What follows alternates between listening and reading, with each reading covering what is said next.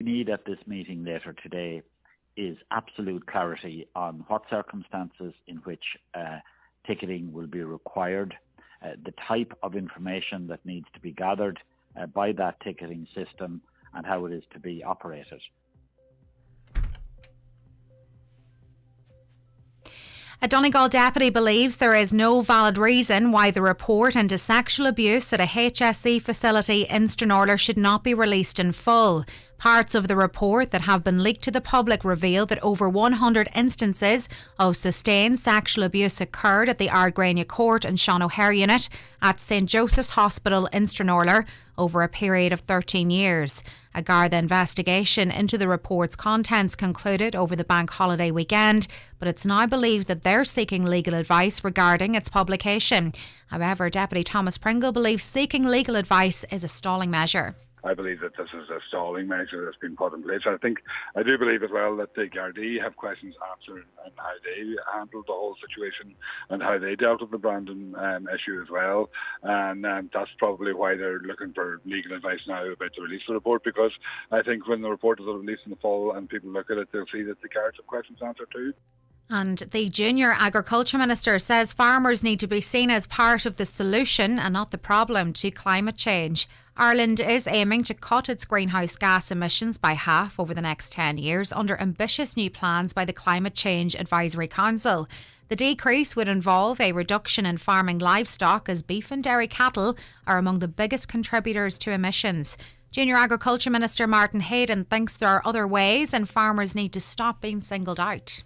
My department's approach has been based on a roadmap that we published called the Acclimatise, that's based on a stable herd. And we believe that with present science and future science, with a stable herd, we can reduce our emissions. And farmers are very much part of the solution and not the problem. And if the only narrative farmers ever hear is that they are the problem, then you'll very quickly lose the dressing room. Weather now, it'll be a windy day today. Strong and gusty southwest winds will reach gale force on coasts, and it will be rather cloudy too, with a few patches of rain or drizzle. Temperatures 14 to 16 degrees. That's it for now. We're back with more 10 o'clock. Until then, good morning. Crisp mornings, crunchy leaves, cosy jumpers. Wintertime can be magical. But it's also the time of year when we're most at risk of catching the flu. At your local pharmacy, children aged 2 to 17 can now get vaccinated for free with just a simple nasal spray. Don't let the flu stop you from enjoying your time together. Get your whole family vaccinated against the flu today. Your local community pharmacy, always here for you. Brought to you by the Irish Pharmacy Union. The 9 till noon show with National Fuels, Pierce Road, Letterkenny. For all your solid fuel needs at the keenest prices. 9137 400 or nationalfuels.ie.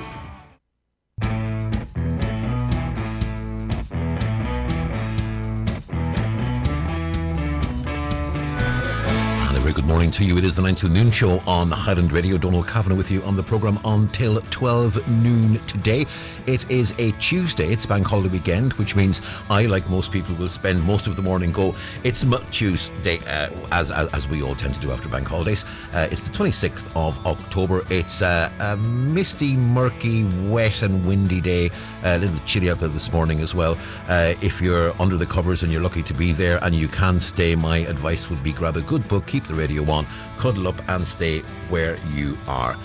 Sadly, most of us can't do that, but if you can, avail of it. That's the advice I have for you this morning. If you want to make contact with us, you can text us 086 60 25000. That number good for WhatsApp messages as well. You can call us on 074 91 25000, 00353 374 91 25000 if you're outside of the dialing area. We can be contacted via email. It's comments@highlandradio.com. We're on social media as well, at Highland Radio on Twitter. It's Highland Hub on Facebook. As it's a Tuesday, by the way, don't forget we have our Community Garda slot. That's coming up after 10 o'clock this morning. We'll also have our bingo numbers, of course, just before that. And as we always say, most importantly on the programme, while we do have a packed agenda The most important part of the show is your contributions, your views and your perspectives on the issues of the day or the issues you want to see raised. You can use any of those contact methods to get through to us. Caroline is producing and waiting outside to take your calls as well. Let's take a look at the papers. The Donegal Democrat is out this morning. The main story, new format for Mcgill. Taoiseach and World Health Organization director among the speakers. Michelle Ncbi writes, the director of the Mcgill Summer School, says the manner in which the school is run this year will revolutionise the Glenties-based event for the future. The event begins tomorrow. It will again be in digital format due to the pandemic, and indeed we'll have a little bit more on that on the programme later on. Also on the side of the front page, Micah issue for Cabinet on November 9th, a Cabinet memo on the proposals for an improved scheme for homeowners affected by defective blocks is to be brought to the Cabinet on November 9th. Campaigners for 100% redress have been told. That's a date that people will be looking forward to keenly. Front of the Derry Journal this morning, flu vaccine should be free for all, says Councillor. In a show, Councillor Martin Farron urges the government to bring in a mass vaccination plan. You can read all about that on the front of the Derry Journal this morning. Moving to the Nationals, the Irish Independent, traffic hits pre-COVID levels as workers shun public transport. Setback as carbon budget is finalised. Caroline O'Doherty writes, the plans to coax commuters out of their cars are being hampered by COVID as tens of thousands shun public transport for their daily travel. Road traffic is now almost back to pre-pandemic levels, while passenger numbers on bus, rail and trams are at half their previous volume on some services. Also, Revenue checks up on people claiming tax relief on home working.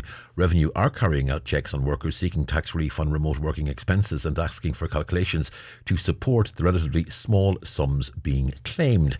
That's another story that will be of interest, I'm sure, to many people. The front of the Irish Times this morning. Carbon limits to radically change how we live. Government will outline carbon limits for individual sectors shortly, says Ryan. The IFA is warning of profound implications for the rural economy from an emissions ceiling. Forthcoming carbon budgets for every sector of the economy will require fundamental changes affecting how people live and work, according to the Minister for the Climate, Eamon Ryan. He was speaking after the publication of new proposed overall carbon budgets from the Climate Change Advisory Council, as the country puts a statutory limit on greenhouse gas emissions for the first time. The Irish Daily Mail this morning. Blow for drivers as tank of petrol hits €100.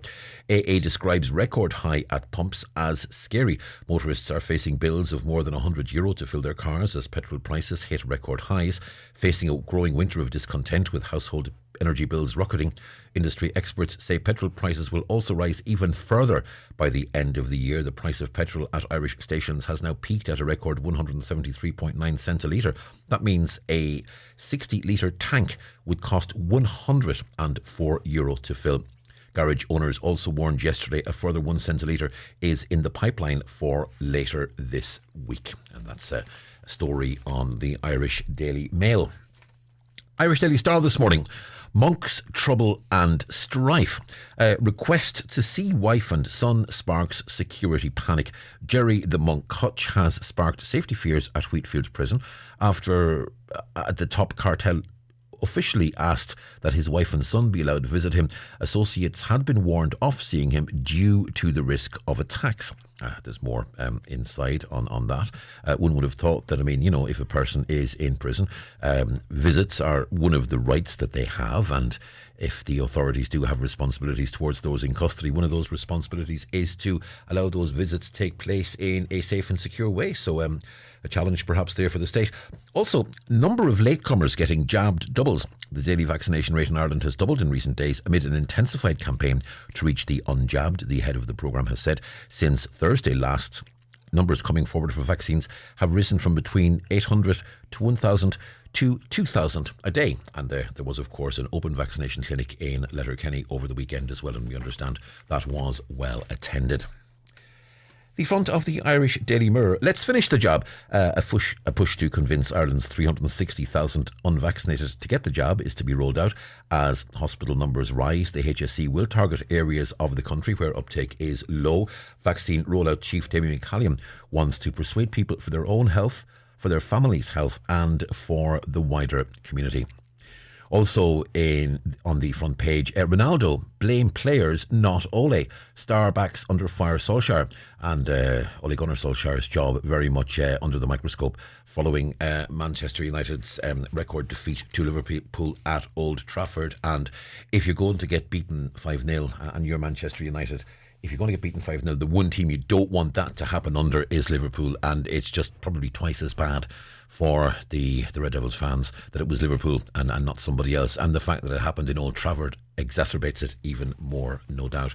And Ole Gunnar Solskjaer, one would think his stock is at an all-time low in terms of its value, but we watched that one with interest. And a crime exclusive, we're told, on the front of the Irish Sun.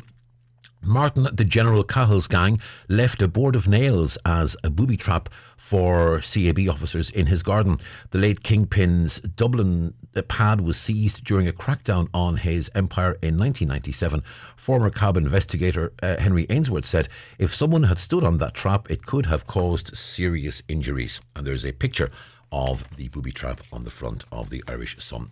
Also, biker hunted in shock hit and run. A young woman was mowed down and left for dead by a motorbike in one of 2 hit-and-run smashes being investigated by Gardaí. It happened on Sunday night in Priorswood Road in Dublin, while separately a man was hit by a car on Furbo Road in Galway. So that's how the papers are looking this morning. It's 9:12. We're going to take a short break.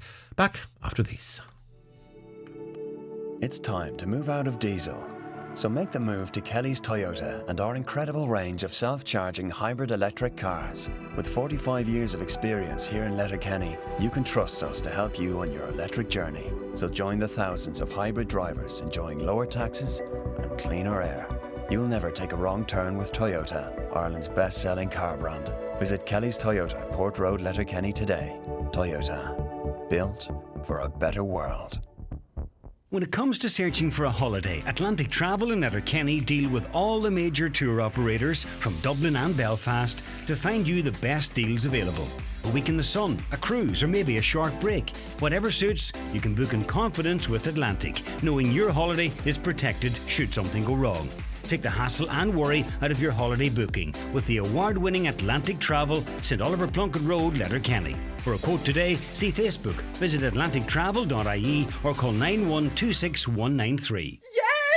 Oh yeah! Oh yes! That's Mrs. Byrne. She was just shopping at M&S. And because she's signed up to Sparks, the new M&S rewards scheme, she got her entire shop for free. That's right. She's this week's randomly selected lucky customer who doesn't need to pay for a thing. She got 3 pairs of socks, a punnet of strawberries, a pizza, some apples, a lovely apothecary candle, little Johnny's new school uniform, and her date night dine-in for 2, all for free. Not only that, every time she shops at M&S and scans her digital Sparks card, M&S donates to her chosen Sparks charity. Plus, she gets personalised offers and little treats every now and then. Just, well, because. Oh, this is amazing. Thank you, M&S. Sparks, the new reward scheme from M&S.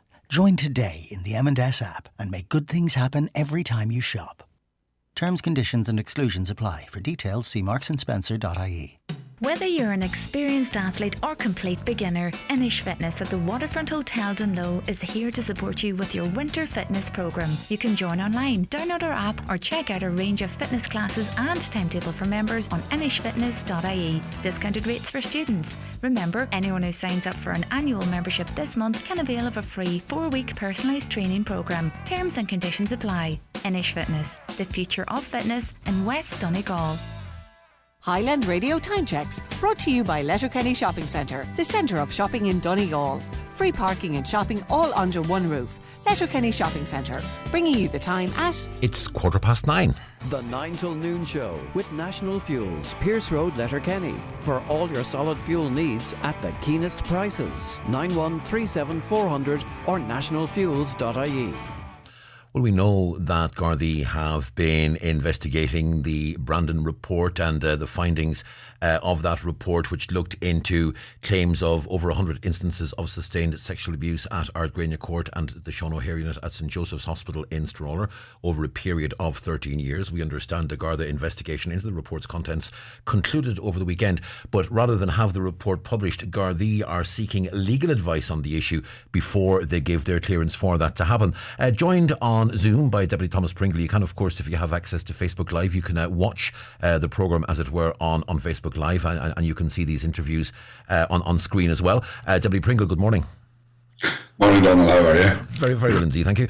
Deputy Pringle, in terms of, and we discussed this last week on the programme as well, after there were stories in the media the week before last, and your stance last week was the same as it is now, that this report should be published. It should be published now, and you're questioning Gardaí's motives in seeking to perhaps delay that from happening. Yeah, I mean, I think there's no reason why the report can't be published, and it should be published because it's vitally important that the families and also the wider community in Donegal knows that everything has been done to actually make sure that something like this doesn't happen again. And I think that's vitally important. It's about public disclosure, and it's about disclosure of what's actually been done in our names, really, because the HSE, they might dispute this, but they actually work for us, and it's our taxes that pay for them to actually do their work. And and if the guards have a problem with it, and I think that's a fairly big if. I don't know exactly what has been going on with the guards. You would imagine if they were investigating the issue, they would ask to speak to somebody who, either the whistleblower or somebody who knew who the whistleblower was, so that they could investigate the claims. But that hasn't happened. So and if the guards have a problem with it being published, they should take that up with the HSE, and that should be separate and to any publishing of the report that would take place. Now, a source told the Independent that one of the reasons legal advice is being sought by Gardaí is because they believe the executive summary would not fully reflect the work An Garda Síochána has done on this matter. Now, this does beg two questions. I mean, number one, is it the executive summary, or is it the whole report that the HSE is looking to publish? Because I know that both yourself and Minister Anne Rabbitte both favour the publication of the entire report and not just an executive summary. And the other issue is this a suggestion then that Gardaí fear that they will not perhaps come out of the report as well as they would like?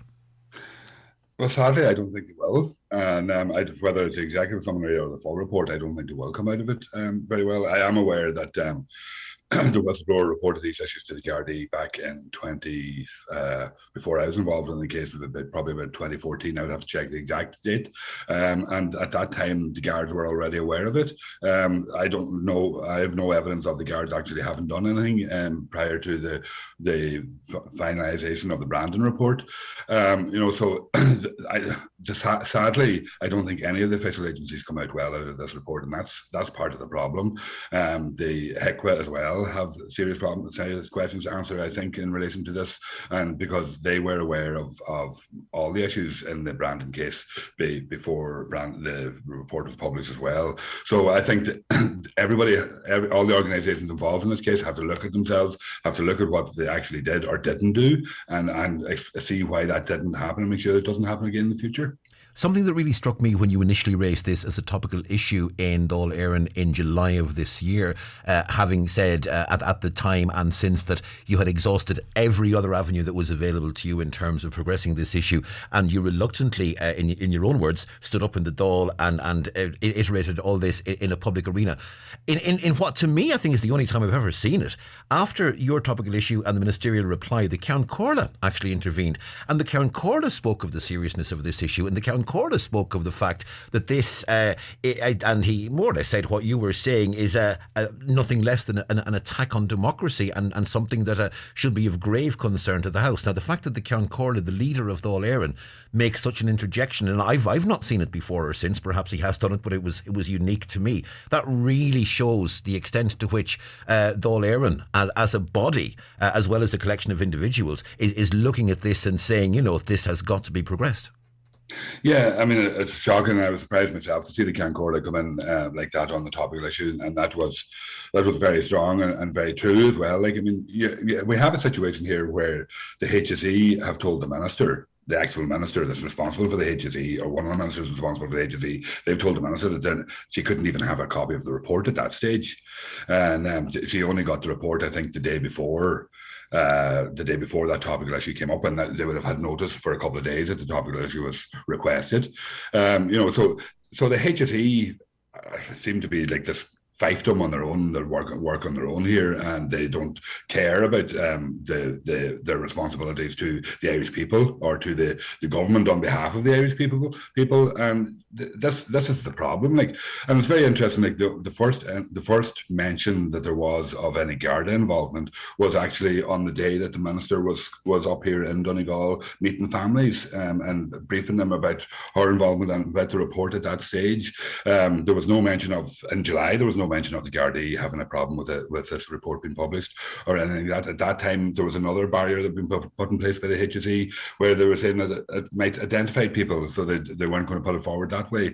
So I think there's very serious questions that need to be answered, even with the whole handling of this Brandon report since it came to the HSE in whenever it was, I think in July of 2020. And you, as the deputy that raised this, as the person approached by the whistleblower in 2016, as perhaps more than any, the public figure who has been leading the impetus on this issue for the past 5 years, you still haven't been given the report. No. Now, at this stage, well, I hope to get the report surreptitiously, really, at that stage. And it's crazy stuff, like. And it's not that anybody, like, I mean, the whistleblower and myself have done this, tried to do this through the proper channels and to do this the right way and have it resolved but been blocked at every stage along the way. And I think the HSE at a national level has serious questions to answer as to why this is the case. And, the worry is that I would have done is that, how many other cases are there like this that we don't know about, that the HSE have kept under wraps? And that's very worrying. And in a sense, you've just anticipated my next question, because my next question was actually going to be, in the event that there are issues similar to this or as serious as this in other HSE arenas, in other similar arenas around the country, are there potential whistleblowers looking at what's happening here and thinking to themselves, what's the point? Yeah, that seems to be the response of all organisations at any stage. You look at the way Maurice McCabe was treated by the Gardaí at that stage and all over the years, and it seems to be, keep whistleblowers down, make sure that these people are doing a disservice, and actually whistleblowers are doing a huge service to us, the people of this country. Like, I mean, these are services that we pay for, that we all are in ownership of. They're working on our behalf, and this is what they do. So there's very serious questions have to be answered here, and it seems to be that any organisation wants to make sure that whistleblowers don't progress and don't do what they have to do. And look, and if right was right, there should never be any need for whistleblowers anyway, if the organisation was doing things properly. And So it seems to be about making it more difficult for whistleblowers, making it more difficult for the truth, prevent the truth come out. And the reality is that things will not change unless this comes out and as people know, and people can be rest assured that it will change and that it can change and that everything has been done to make it change. And unfortunately, I wouldn't have that faith at the moment. Deputy Thomas Pringle, thank you very much indeed for speaking to us this morning. That's Deputy Thomas Pringle there on that ongoing failure of the HSE to publish the Brandon report. And as we see, the latest we understand now is that Gardaí are seeking legal advice, and at this point they have asked the HSE not to publish, and we're waiting to see what's going to happen on that. Deputy Pringle there, as we said, he was the person the whistleblower approached in 2016. He was also the person that for the first time raised this in the public domain when he raised it in Dáil Éireann in July of this year. And it was at that point, as we said, the Ceann Comhairle actually intervened to speak about how serious this was in a democratic society. And as I said, I certainly haven't seen the Ceann Comhairle do that before or since. Let's move on to some of your comments before we go for a break. And you can text us, of course, as we said, 086 60 25,000. Call us 07491 25,000, 00353 74 91 25,000 if you're outside of the dialing area. At Highland Radio on Twitter, Highland Hub on Facebook. Comments at Highland Radio or inquiries at Highland Radio if you're using email. Just a comment in from a caller. I work in Letterkenny and drive in each day. The road from the roundabout at the Clanree to the Polestar is a health and safety issue, and I'm wondering if others have voiced concerns regarding it, or if you have discussed this. Yes, indeed we have on many occasions, and it's been raised at several council meetings, both at county level and at Letterkenny Milford Municipal District level as well, and we've had several councillors and others on the programme about that as well. More concerning expressed there. Another caller says, as a father of 5 socially active children in their late teens, early 20s, they were all out and about in a part of Donegal at the weekend. They came across no pub strictly enforcing the recommendations. Many had no checks or restrictions, operating as normal with bar seating and no social distancing at nightclubs. Of the 2 they visited, one had absolutely no checks or precautions. Another did ask for COVID passes and did have COVID protections in place. It is a mess. Now, I'm going to move on to another issue, and I'm joined on the line by Anne. Anne, good morning to you. Good morning, Jonah. You have a story to tell us, and it's a very, very worrying one. Tell us what happened at the weekend. I wasn't very well on a couple of days, and then Sunday I wasn't very well at all. And I had chest pains, and my heart was racing, and everything was going wrong. My husband's in hospital in Killybegs. He's in the day centre there because our bathroom had to be ripped out, and he hasn't been very well since August. And I phoned now, Doc, and they said, we need to send an ambulance for you. So I said, could somebody just come down? I can't drive. You see, car outside the door, and I can't drive. I said, could somebody just come down? Or I'll try and find somebody to go to now, Doc. And she says, no, we'll send an ambulance for you. So the ambulance came, and they done whatever they had to do here, and they said I would have to go to Letterkenny. But Letterkenny was overcrowded, so I had to go to Sligo. And normally, Donald, they would say, you need to take an overnight bag maybe in case you're kept in. And they didn't mention that, so I thought, thank God for that now. Maybe I'll get home again. So I went, and they done some tests there. And then one of the nurses said, Margaret, I shouldn't say that, I shouldn't give my name, but anyhow, said, you need to stay in overnight. We need to keep you in overnight. So I said, well, I can't stay in overnight. My husband will be phoning home, and he's not very well, and I don't want anything to, I don't want him to be upset or get any worse than what he already is. I said, I need to get home. And I said, would the ambulance not take me home, back home again? From Sligo to Bruxelles, it's a good journey. And she said, no. So I said, can you call a cab then, please, because I need to get home. And she did, and I nearly died. The cab was €150. And oh my God, I just didn't know what to do. So I thought maybe you might be able to help me, give me a bit of advice on who I could phone, or what can I do to get the money back. Yeah, and I'm sure €150 is money you can ill afford to lose on this. Absolutely, my God, no, definitely not. But I wanted to get back because I thought if Michael will be phoning and there's no answer here, then he'll be panicking and he'll get sick again, because he's been very unwell since the 1st of August. He had a heart attack and a stroke, and he was in Letterkenny for 4 or 5 weeks, and then he was back in Killybegs. Yeah. And the whole thing was very stressful, and it just got to me on Sunday. Yeah. But then I couldn't believe, Donald, when the cab driver said, that's 150. I thought, oh my God, that's money I haven't got. And I was just wondering then, is there any way somebody might be able to help me to get some of the money back? We will certainly put the call out there, and I don't have an answer myself, to be honest. We'll certainly put the call out there. I know that certainly we know that ambulances are under such pressure at the moment that there really aren't ambulances free, I suppose, to bring you. I fully understand that. It is a difficult one. We will certainly put the call out and see if anyone can give us some advice, if there is a way of claiming that back. And look, we wish you well, and most importantly, we hope your health is good. We hope your husband's health improves, obviously. And look, let this be a bump in the road, and the most important thing is your home. Everything has been positive. Let's make sure it stays that way. Try not to stress yourself, and just you look after yourself, and both you look after each other. Look, we wish you well into the future. Do indeed, Anne. And certainly, if whatever advice we can get, we will pass it on to you. Thank you so much. You look after yourself, Anne. You take care. Thank you. Okay, bye. Thank you so much.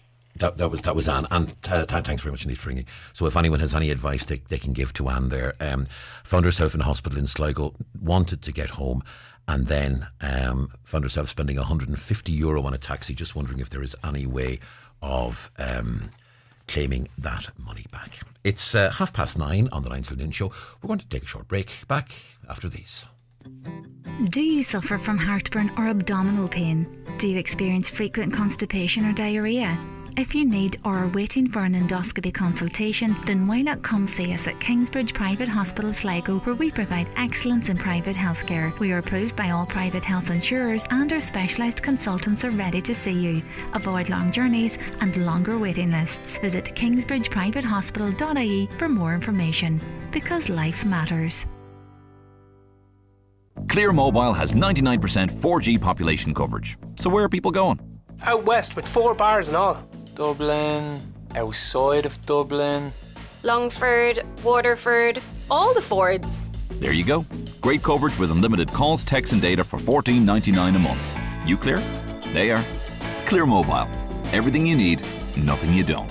30-day contract. Activation fee and fair use applies. Max data speed 5 megabits per second. See clearmobile.ie for terms. Whether revolutionary engines, hybrid technologies, or all-electric, discover what drives you with the 221 Mazda electrified range. Stand out from the crowd with award-winning Coda design that makes your Mazda a work of art. And go the extra mile with next-level Sky-Active fuel efficiency. To order your 221 Mazda, visit your local Mazda dealer or Mazda.ie to find the best 221 offer to suit your lifestyle. Mazda. Drive together. Terms and conditions apply. McElhinney's massive mid-season sale is now on with up to 30% off selected designer brands. So why not get your Christmas shopping wrapped up early or update your winter wardrobe for less with amazing offers not to be missed. Get to McElhinney's Ballybuffet or shop online at mcelhinneys.com for fast delivery or click and collect. Forward Emphasis International, based in Mallinhead, are actively recruiting for customer service advisors and sales advisors with remote working opportunities. Experience in contact centres or insurance services is desirable but not essential. Please visit their website forwardemphasis.ie and apply via their careers page. The Mental Health Minute. The 9 till Noon Show with National Fuels, Pierce Road, Letterkenny. For all your solid fuel needs at the keenest prices. 9137 400 or nationalfuels.ie. This is the 9 till Noon Show on Highland Radio. You may remember in June of this year, Caroline was a guest on the programme with Greg. Caroline was at the time pregnant. She had conceived via fertility treatment and had opted for an elective select section and had promised at the time that she would come back onto the programme and let us know how she got on. You will recall, of course, there was and is an ongoing debate about access to maternity services for partners in particular. And I'm delighted to say that Caroline is on the line now. Caroline, good morning. Hi, good morning, Donal. Thanks for inviting me back. It's our pleasure, Caroline. And first of all, let's dispense with the really good news. What happened on the 20th of July? I had a beautiful little baby, tiny baby girl, 6'3". Her name is Olivia Sarah Rose Lally, and all went well. She's happy and healthy and thriving and keeping us up at night and doing all the things tiny newborn baby should be doing, you know. So in that aspect, everything went really well. To be honest, my stay in Letterkenny Hospital, I couldn't fault them. I have absolutely no complaints. However, given my situation with the IVF, and I had difficulties then, complications in my pregnancy, Letterkenny Hospital facilitated extra access for my husband. So Jason was allowed in essentially from 11:30 or 12 o'clock in the day onwards, you know, until 8 or 9 o'clock at night. So my experience was phenomenal because I had him by my side. However, not all the other women got that. You know, it was given to me on compassionate grounds, you know. And like, I just can't believe here we are, like, at the end of October, and these restrictions are still rumbling on, you know. Yeah. Like, theoretically, now I don't know any pregnant women that'll do it, but theoretically a pregnant woman could go to a nightclub at full capacity the day or two before she goes in to give birth, and then she goes into hospital and and husband isn't allowed in, until active or wife or support partner isn't allowed in until active labour, and that to me is just madness. We need to do better. We need to do better for our pregnant ladies. It is a difficult one, because I suppose there's two issues. I mean, number one, obviously, there's the health and safety first and foremost of the mother. But I suppose from the point of view of hospital management, and in fairness to them, this does have to be said, they also have to be conscious of the fact that they have to look after their own staff, and that hospitals are places where you can get cross-infection, cross-contamination. And we know that, for instance, today, at this point in time, there are over 1,000 HSE hospital staff off work because of COVID-related issues. So I suppose from the HSE's point of view, we have to look toward the health of their own staff as well. And I suppose we can't really leave that one go by. So as well as looking at the risk that's there to the expectant mother, there is also potentially, if someone comes into the hospital that inadvertently is carrying COVID, then it could be a risk to staff as well. Oh, I completely agree, Donal, and I completely agree with what you're saying, but the reality of the situation is that, if your support partner, be that your husband or your wife or your mother or sister, whoever your support partner is, you're in their lives, you're in their bubble. If they have COVID, then you have COVID.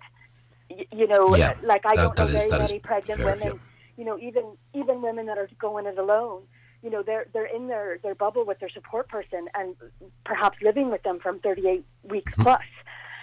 So if your support person has COVID, then you have COVID. That's the long and short of it. Now, when I was in hospital, the midwives talked to me about, there were times pre-restrictions, there could be 14 people around a bed, and I don't agree with that. I don't agree with that at any stage, COVID or no COVID.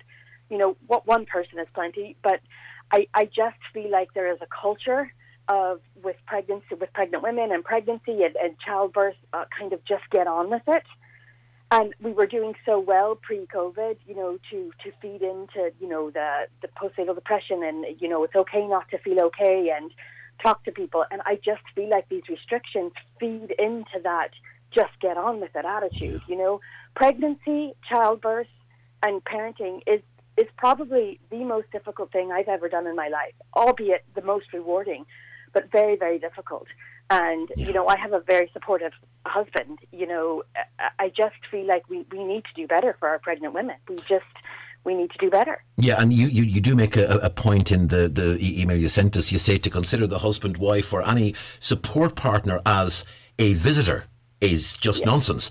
And I can look at this issue now. It's a long time since it's happened. It's a hell of a long time, actually. But I've been on the other side of the coin. I have been the partner who's been in the maternity ward playing a supporting role. And sometimes I think the main reason I was there was so she'd have someone to shout at. That sort of, she didn't have to shout at hospital staff. She could sort of, shout at me. And that was the role I took on. And yes, the cliched comment that is so made in every joke was indeed made to me over the course of both deliveries, and all went well, and thank God. But I have been there, and of course I was there obviously at a time when there was no restrictions. I came and went pretty much as I pleased, and for the few days that my wife was in the hospital in maternity, I was in and out. I was helping with this, I was helping with that, I was taking up slack wherever I could.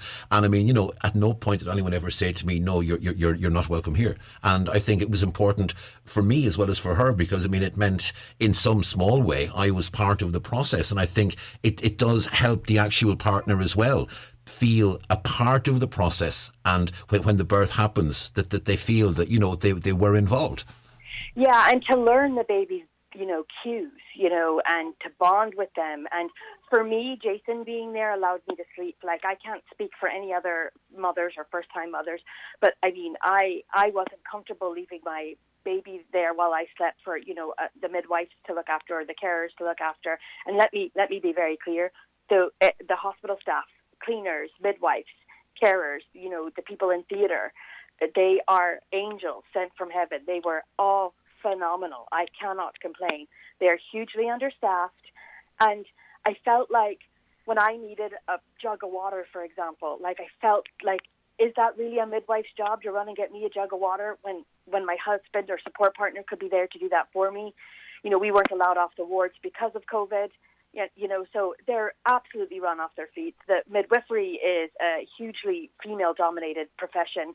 So you have, pregnant midwives who can't go to work because of COVID. You have, the usual people within the profession that, have autoimmune diseases that can't go to work. So they're hugely understaffed. And I do feel like if support partners were allowed to be on the wards, it would lift a massive burden. And I know, speaking to the midwives that were dealing with me, they agreed with me. They agreed that, running to get my jug of water, albeit, you needed it was 300 degrees, I think, the week that we were in hospital.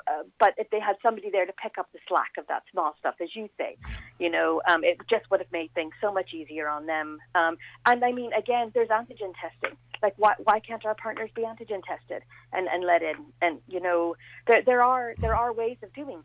Yeah. Well, we do know now that NPHET, having resisted antigen tests for months, NPHET are now saying that in the case of close contacts, that antigen tests will be sent out to the close contacts and they can test themselves at home. So presumably, I mean, if NPHET are now accepting that antigen tests have a role, then the next logical step would be, okay, well, let's have antigen testing for people like partners so that they can take a test and say, right, there's a negative antigen test. So therefore come in and, play a role and do what you can. Because now I'm still not 100% sure that management would like partners walking around wards getting jugs of water. There would still be some resistance to that, I suspect.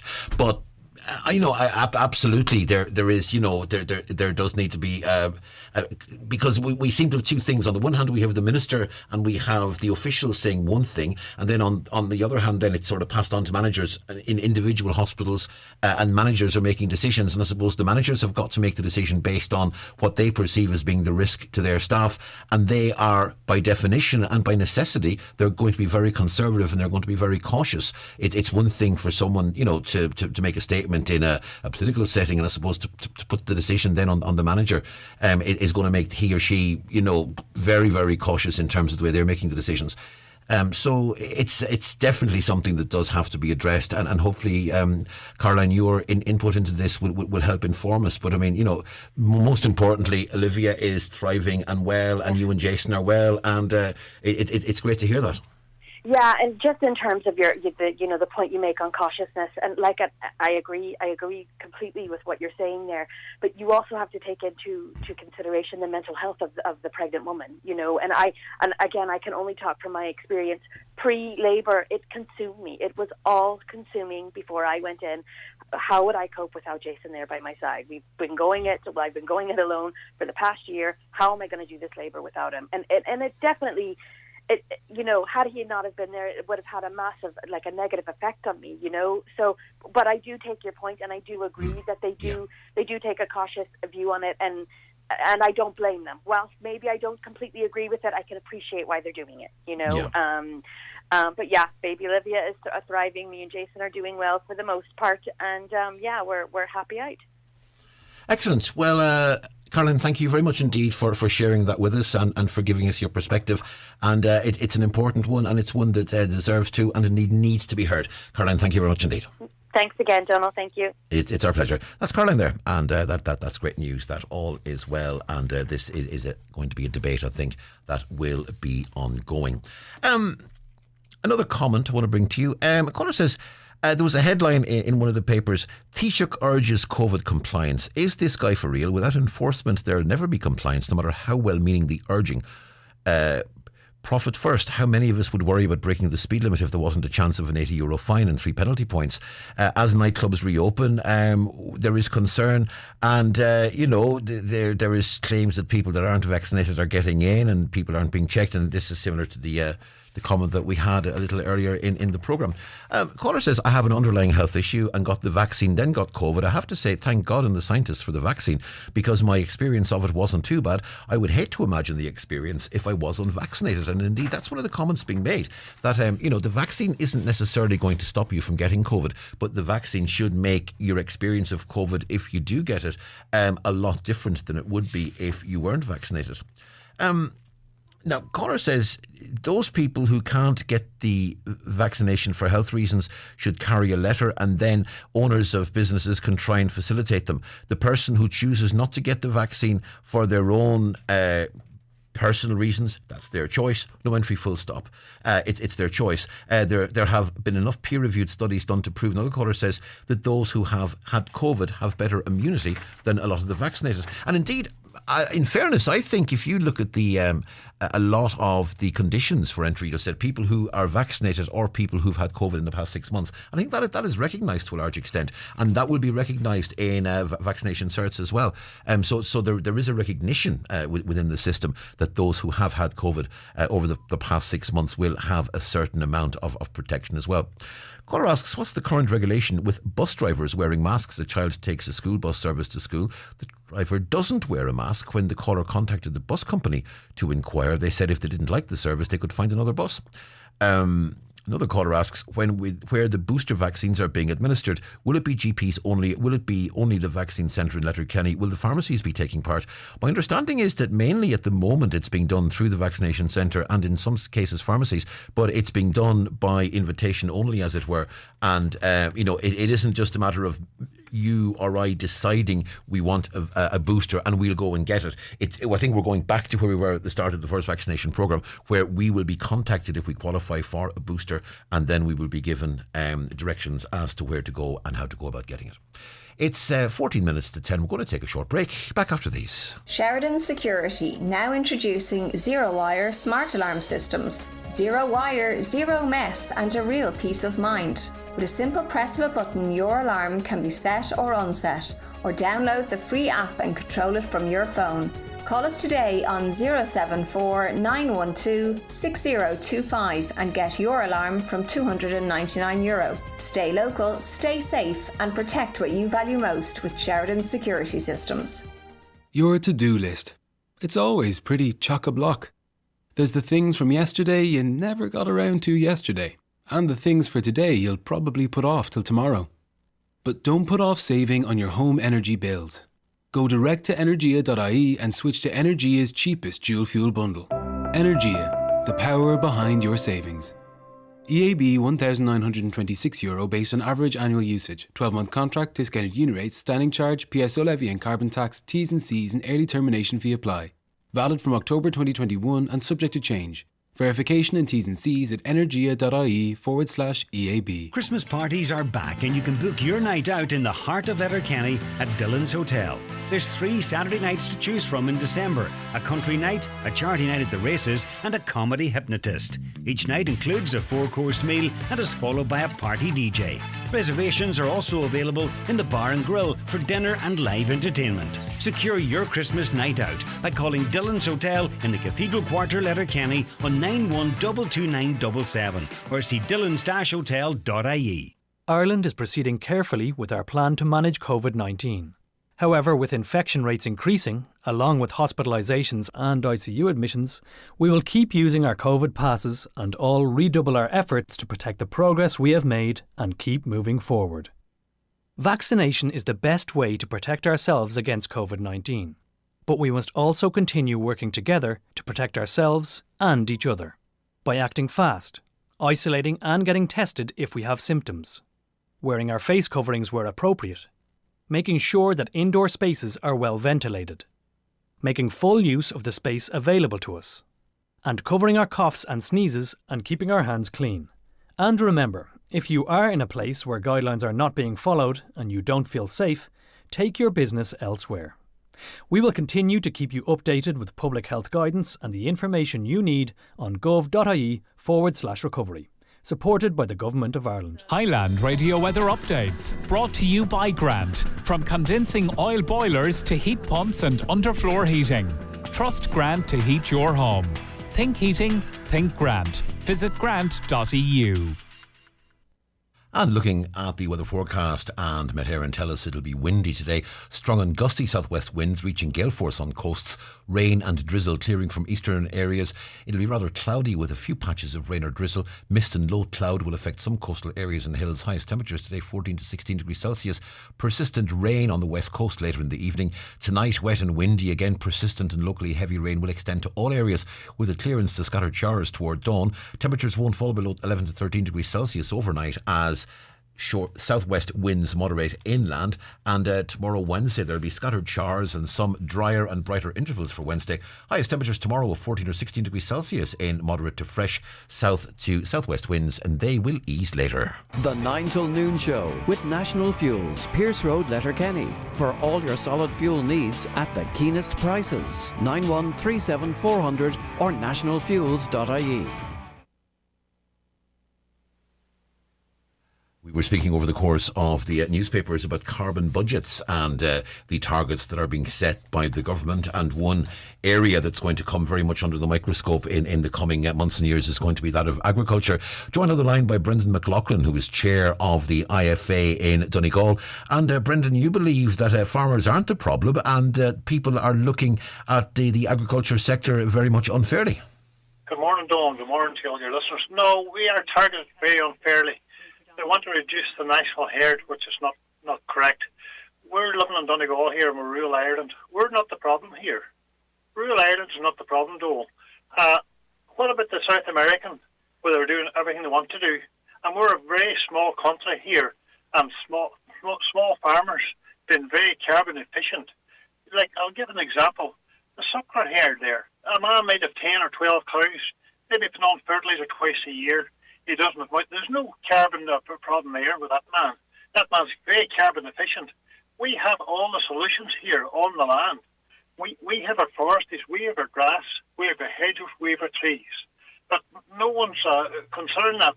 We're not being credited for any of that. And all of this is cuts and whatnot. One of the arguments that's going to be made is, right, it's not one farmer that has 10 cows is the problem, but it's when you have 50,000 farmers with 500,000 cows, that's when you actually start to come into a problem. That is correct. There are herds, maybe down in the southeast, maybe have larger herds than up in Donegal here. Donegal do not have big, large herds, and we're very carbon efficient. But don't. It's all very well to have a 51% reduction by 2030, which will not be achieved as far as IFA is concerned. We'll be lucky to the half it because Chaga's come out with research and we're looking for a 34% reduction, which we'll be very lucky to have. And, all this green energy and whatnot, we cannot get no help from our governments on it. I'm going to give you a few examples. We have solar panels. There's no help there, only on a trans grant, very, very little. We have one power with no help. Hydrogen, there's no help. Protected urea, by fertiliser protected so it doesn't cause pollution to the climate. On all those situations there, we don't have it, and we have all the carbon credits here sitting there, and they're not being acknowledged. And our oil prices have gone up, our fertiliser prices have gone up, and everything's gone up. But the biggest thing of all is here, what's going to happen with a food shortage? Because there's 7.5 billion people in the world today. By 2050, there are going to be 10 billion people there on 2050. So how are we going to get the food to feed those people? Yeah. One thing struck me as well this morning, listening to Catherine read the news earlier on, that there was two stories side by side. One was a story about carbon budgets and efficiency and the agriculture sector and its role in meeting targets. The other was a story about the fact that there still isn't agreement on afforestation licences and seedlings and the planting of trees, and it seems tens of thousands of trees will not be planted in this country because the provision and the agreement isn't there to do so. And we heard from one producer who actually has seedlings in a port about to be exported over to Scotland while timber is being imported into this country. And it seems that, one of the first things we should be looking at if we want to improve our environmental situation is the planting of trees. You're 100% correct, though. But there's 5,000 licenses awaiting for felling down trees, and you say they were importing timber. We're not allowed to take those down because of an EU law. And those farmers are severely affected by an income. They get nothing, and they can't even take them down. They can't even fund them. They can do nothing. That's totally too much bureaucracy is going on here. And the planting of seedlings and forestry, apparently you can't plant on wet land now either, because it causes more harm than good, which is totally wrong. So they want to plant all the forests on dry, good land now they're talking about. The whole thing's changed, but I don't think they know what they're talking about. Has Eamon Ryan had enough discussion with the agricultural sector? We know that Charlie McConalogue, the current minister from this county, of course, has been doing a lot of talking to farmers about the Common Agricultural Policy and the changes to it, and the documents that have to be submitted by the end of the year. And Charlie McConalogue has been consulting with yourself and your colleagues and others right across the county and indeed the country on a regular basis. Has Eamon Ryan come to speak to you? Well, I had no word from Eamon Ryan. Maybe he's been talking to Tom Cullen, our president, through there, but I have never been talking to them at all. There's a chairman I hear, Jim White, here in Donegal, the Green Party. I've been talking to him about 3 to 4 years ago. I've been no discussion at all on any of those issues. But I think this only come on out of the blue this last 3 years or 4 years, and they would expect us to have bent over backwards to do it now. This is not on. This is a long-term policy, and this is going to take at least 10 to 20 years to sort this out. I know there's problems out there with climate change, but we are the solution as farmers, and we will talk to anyone, and we will do everything. We have the land, we have everything, as I repeated before, to say all that there. But there's no one seemed to be recognising us at all. All they want to blame is the farmer the whole time. That is not correct. Every industry has to do the fair share in this goal. Yeah, and in fairness, I think the government are looking to other industries as well. It's not solely the agricultural sector that's going to be targeted, but you feel at this point in time the agriculture sector is, not to put too fine a point on it, an easy target, and that's what the government is doing. Pick off the easy targets first. I think you're correct. We're an easy target. Another thing is, there's another thing coming down the road here, CAP. We're going to be cut right, left and centre in this here, and then if the carbon emissions comes on there as well, we're going to be left unviable. We'll be gone, Don. We'll be totally gone. And maybe in 20 years' time, God, if I'm still alive, I might be talking to you at all about this, because the whole thing, we might not be talking about farming. We'll be unviable if they keep going on what they're doing. But we have to stick our heels on and ask and work along with the government. We are workable people. We are reasonable people. And we have the solutions, but they have to recognise that, because on energy is the big one. There's no such thing as help on energy, and we have the land, we have everything to produce all that, but they need something done on energy, and they've come too quick on us on this issue here, and it takes time and time. You know yourself, no matter what you want, it takes time. Brendan McLaughlin, Chair of the IFA in Donegal, thanks indeed for speaking to us this morning. No problem. Thanks, Noel. That's Brendan there. And just a small point of clarification. The chair of the Green Party in Donegal is Michael White, who's a regular, obviously, contributor to this programme. And I'm sure we'll be hearing from Michael on this particular issue as well. That's it for the first hour of the programme, the 9 till noon show. Donald Kavanagh with you on till 12 noon. You can, as we say, text us 086 60 25,000. That number goes for WhatsApp messages as well. You can also call us on 074 91 25,000. It's 2 minutes to 10. We're going to take a short break. Coming up after the break, we will have the news with Catherine Gaffney. As Charlie himself would say, business comes where it's invited and stays where it's well treated. Just ask the thousands of customers who return to the name they trust for unbeatable value and quality in home heating. Charles Bunner & Sons Ballybuffet and thestovestore.ie, where you can always do a good deal better. At Cherrymore Kitchens and Bedrooms, we are now operating out of one new state-of-the-art showroom in Donegal Town. And we invite you to visit our new 5,000 square foot Donegal Town showroom to discover the latest eye-catching designs. Remember, at Cherrymore, you're dealing directly with the manufacturer, which means high-quality kitchens at factory prices. Start planning your dream kitchen or bedroom by calling Cherrymore on 074 9725 822. Cherrymore, 25 years delivering value, quality and service all over Ireland. If you'd like to save on your home printing costs, switch to a cartridge-free printer. Raymond Sweeney here from Ben Sweeney Euronics to let you know that Epson EcoTank printers can save you up to 90% on the cost of ink.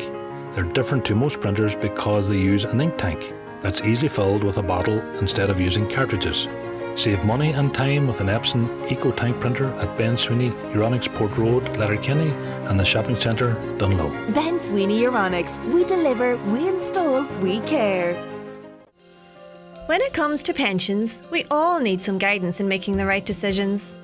At John F. Lowery Financial Services, you'll get expert advice on all aspects of pension planning, like how much you should contribute, ensuring you're going into the right contract for your employment circumstances, and claiming the tax relief. Our team of highly qualified advisors have access to all the insurance companies, so we truly can be your one-stop pension provider. To arrange a personal consultation, visit jfl.ie or call 9124002. John F. Lowery and Associates Limited, trading as John F. Lowery Financial Services, are regulated by the Central Bank of Ireland. Live, on air, online and on the Highland Radio app. This is Highland Radio News. It's 10 o'clock. Good morning. I'm Catherine Gaffney. A Donegal deputy says Gardaí have not contacted the whistleblower as part of their investigation into sexual abuse at Argrania Court and the Sean O'Hare unit at St Joseph's Hospital in Stranorlar. Parts of the report that have been leaked to the public reveal that over 100 instances of sustained sexual abuse occurred over a period of 13 years. A Garda investigation into the report's contents concluded over the bank holiday weekend, but it's now believed that they're seeking legal advice regarding its publication. Speaking on today's 9 till noon show, Donegal Deputy Thomas Pringle, who is urgently calling for the report to be published, believes all organisations involved need to look at how they dealt with the matter. Sadly, I don't think any of the official agencies come out well out of this report, and that's part of the problem. The HECWA as well have serious questions to answer, I think, in relation to this, and because they were aware of all the issues in the Brandon case before the report was published as well. So I think that all the organisations involved in this case have to look at themselves, have to look at what they actually did or didn't do, and see why that didn't happen and make sure it doesn't happen again in the future. Talks between government officials and groups representing nightclubs and late night venues will take place this morning. They'll try to finalise for how the late night sector will operate over the next few months. One of the main issues to be resolved is the need for tickets where people won't be seated to allow for contact tracing and to avoid mass congregation. Padraig Cribben, Chief Executive of the Vintners Federation of Ireland, says clarity around tickets is needed by this evening. What we need at this meeting later today is absolute clarity on what circumstances in which ticketing will be required, the type of information that needs to be gathered by that ticketing system and how it is to be operated. Questions are being asked as to why supports for children with intellectual disabilities are still suspended in Carndonagh months after a COVID-19 outbreak in the area. The outbreak happened in August, with families and service users having to remain at home while staff were redeployed. Local councillor Albert Doherty says this latest issue is further evidence that the provision of respite supports and day services in North Inishowen is the Cinderella of the health service. Councillor Doherty says the current situation is simply not good enough and those affected deserve better from the HSE. Some of the home support offered to parents is not workable at all. How is a parent now having to look after their loved one? How are they going to go out into the general public and identify someone who can provide home support, seek that person themselves, work out the details of what's required? That's not on. The HSE are there to provide a service. They're not doing it at the moment in emergency situations like this, and something new needs to happen within the HSE. The Junior Agriculture Minister says farmers need to be seen as part of the solution and not the problem to climate change. Ireland is aiming to cut its greenhouse gas emissions by half over the next 10 years under ambitious new plans by the Climate Change Advisory Council. The decrease would involve a reduction in farming livestock, as beef and dairy cattle are among the biggest contributors to emissions. Junior Agriculture Minister Martin Hayden thinks there are other ways and farmers need to stop being singled out. My department's approach has been based on a roadmap that we published called Ag Climatise, that's based on a stable herd. And we believe that with present science and future science, with a stable herd, we can reduce our emissions. And farmers are very much part of the solution and not the problem. And if the only narrative farmers ever hear is that they are the problem, then you'll very quickly lose the dressing room. And many hospitals and doctor surgeries are still relying on paper records, according to the Health Information and Quality Authority. It says healthcare in Ireland will remain inefficient and ineffective without urgent reform of how data is stored and shared. Unlike other countries, Ireland doesn't have one single entity to store medical information. Rachel Flynn from HICWA says the current systems are outdated. So if you look at maybe public health nursing, they predominantly use paper-based systems. There are some systems in place in Ireland, so the GP tends to have computer systems within their surgery, but these systems don't talk to other systems within the healthcare system. So if a GP needs to refer a patient to mental health services, he has to revert back to paper to do that.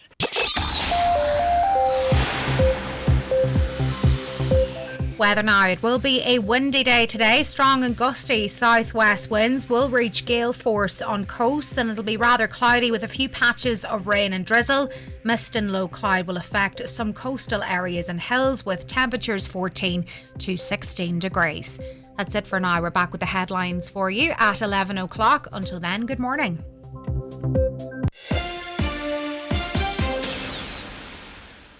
The obituary notices for Tuesday morning, October the 26th. The death has taken place of Bella Doherty, ní Roirty, Knocknastoller Gidor. Her remains will repose at her family home today from 11 a.m. Funeral Mass in St Mary's Chapel, Derrybeg on Thursday morning at 11 o'clock with burial afterwards in the new graveyard in Annagry. Rosary both nights at 9 o'clock. House private after the rosary until 11 a.m. and on the morning of the funeral. Bella's funeral mass can be viewed live on Kieran Roirty, funeral director's Facebook page. The death has taken place of Gerald Stim Hughes, 83, Innisfree Gardens, Strabane, and formerly of Rosemount Derry. Funeral leaving his home tomorrow morning at 9:20 for Requiem Mass in the Church of the Immaculate Conception, Strabane at 10 o'clock. Interment afterwards in Strabane Cemetery. The Requiem Mass can be viewed live via the parish webcam. The death has occurred of Mary Kate O'Carolyn, née Brown, 5 Ahamore Road, Killeen Castle Derg. Requiem Mass will be celebrated this morning at 11 o'clock in St Patrick's Church, Ahiarn. Interment afterwards in the adjoining churchyard. The Mass can be viewed on the Ahiarn Parish webcam. The house is strictly private. The death has taken place of Billy Wallace, 16 Alexander Place, Strabane, and formerly of Claudy. Funeral leaving his home this morning at 10:25 for service in the Church of the Immaculate Conception, Strabane at 11 o'clock. Interment afterwards in Strabane Cemetery. Donations in lieu of flowers please to the Alzheimer's Society, care of Quigley Funeral Directors. The house is private to family only please. The funeral service can be viewed live via the parish webcam. And the death has taken place of Jim McLaughlin, The Cottages, Church Hill, and formerly of Dromahal Termin. Jim's remains are reposing at his late residence. Funeral from there this morning for Mass at 12 noon in St Columkille's Church Glendowen, followed by interment in Garton Cemetery. The funeral Mass can be viewed on churchservices.tv/Churchill. Highland Radio. Crisp mornings, crunchy leaves, cosy jumpers. Wintertime can be magical, but it's also the time of year when we're most at risk of catching the flu. At your local pharmacy, children aged 2 to 17 can now get vaccinated for free with just a simple nasal spray. Don't let the flu stop you from enjoying your time together. Get your whole family vaccinated against the flu today. Your local community pharmacy, always here for you. Brought to you by the Irish Pharmacy Union. Get ready for winter with National Fuels, delivering home heating oil in Letterkenny and surrounding areas at competitive prices. National Fuels, 9137 400. Proud sponsors of today's show. This is the 9 till noon show on Highland Radio, second hour of the programme this morning. Donald Kavanagh with you on the show today. You can text us, as we said, 086 60 25000. That number good for WhatsApp messages as well. Call us on 074 91 25000. Karen Orr producing and taking your calls as well. 0035374 91 25000 if you're outside the dialing area. You can email us comments at highlandradio.com, or indeed you can use social media at Highland Radio on Twitter, Highland Hub on Facebook, and we are broadcasting the show on Facebook Live as well. The Community Garda slot coming up very shortly, but before we do that, we'll of course go to bingo numbers shortly as well, but we'll take a few of your comments. And caller says, from Monday, November 1st, a husband can be with his wife, or a partner can be with the expectant mother in the hospital. So says one of our callers. Hopefully we will see that situation improve. Caller says, I'm not a party pooper, but the amount of people out in Letterkenny at the weekend was crazy. We'll be in lockdown by the end of November. Give some people an inch and they'll take a mile. I was going for a pint and I saw how many were in the pub. I turned around and left. Who is policing the situation?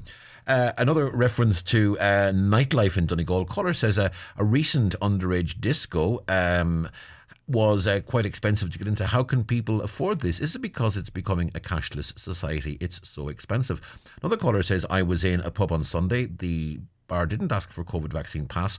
No one was wearing masks. There was no hand sanitizer. So I left. They don't think much of the situation. Caller says, and we'll go back to our conversation with Anne, who found herself in Sligo Hospital for tests after feeling unwell at her home in South Donegal, and was left in a situation where she wanted to get home rather than stay, and as a result she got a cab home and found herself facing a bill of €150 for the taxi. Caller says, is there not a system where the emergency department will call a taxi and the department will pay for it?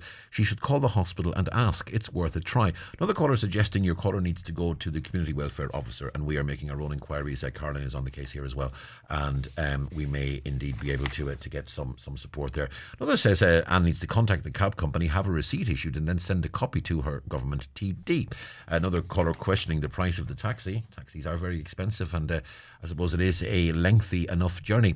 Caller says the HSE are not treating people with learning disabilities in a proper manner. Look at the situation where there are no day services available for the foreseeable future. That, I suspect, is reference to the situation in Inishowen, where once again we have seen a COVID problem in the James Connolly Memorial Residential Centre. As a result, staff are being taken from day services in James Connolly and indeed at Cashel-na-Cor as well. And as a result, we have seen once again day services for people with certain disabilities suspended in the Inishowen area, and that's an issue that sadly we've discussed previously as well. Caller saying, with regards to our chat with Deputy Thomas Pringle earlier, Gardaí seeking legal advice before a report is issued. This does seem to raise questions. Do they fear they won't come well out of it? Another caller says, morning Donald, I feel sick listening to what happened in that residential dwelling. My God, those poor people were suffering since 2013. I hope the families of those who suffered don't accept anything except letting the people know the full truth. So says a caller. It's 12 and a half minutes past 10. It's time for the bingo numbers. So if you play Highland Radio, Ncbi Radio Bingo, grab your books, grab your pens, and I will hand you over to Kevin. It's time for Ncbi Bingo on Highland Radio. It's Tuesday, the 26th of October. You're playing on a brown coloured sheet. The reference number is S12. It's game number 43. The numbers are the number 5, the number 7, 18, 54, 52, 42,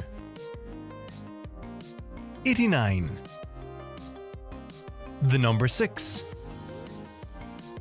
20, and 43. Phone your claim to 9104833 before 8 p.m. tonight, leaving your name, contact number, and the name of the shop where you purchased your book. Get all your Ncbi Radio Bingo information at highlandradio.com. Do you currently have vacancies that need urgently filled? Do you require temporary staff for the Christmas period? Have you tried various ways to find new staff but didn't succeed? Let Highland Radio help you source and fill your current vacancies in the most cost-effective way. Simply sign up to our new job spot and we will tell our 70,000 daily listeners about your vacancies. Every Monday, Wednesday and Friday during our primetime shows, we will broadcast the latest job opportunities across the Northwest and into counties Derry and Tyrone. For more information, contact the advertising team on 07491 25322 or email advertising@highlandradio.com. Highland Radio, We're here for you. Looking for an easier way to get your prescriptions filled? Look no further. With our new Brennan's Pharmacy app, you have a simpler, faster way to manage your prescription orders. Just download the free Brennan's Pharmacy app from Google Play or App Store, fill in a few simple details about yourself and your medicines, and you're all set. From prescription ordering, daily medicine reminders, to messaging our pharmacy team directly, it's all at your fingertips with our new Brennan's app. Like to know more? Why not call your local Brennan's Pharmacy today for more information? We're here for you.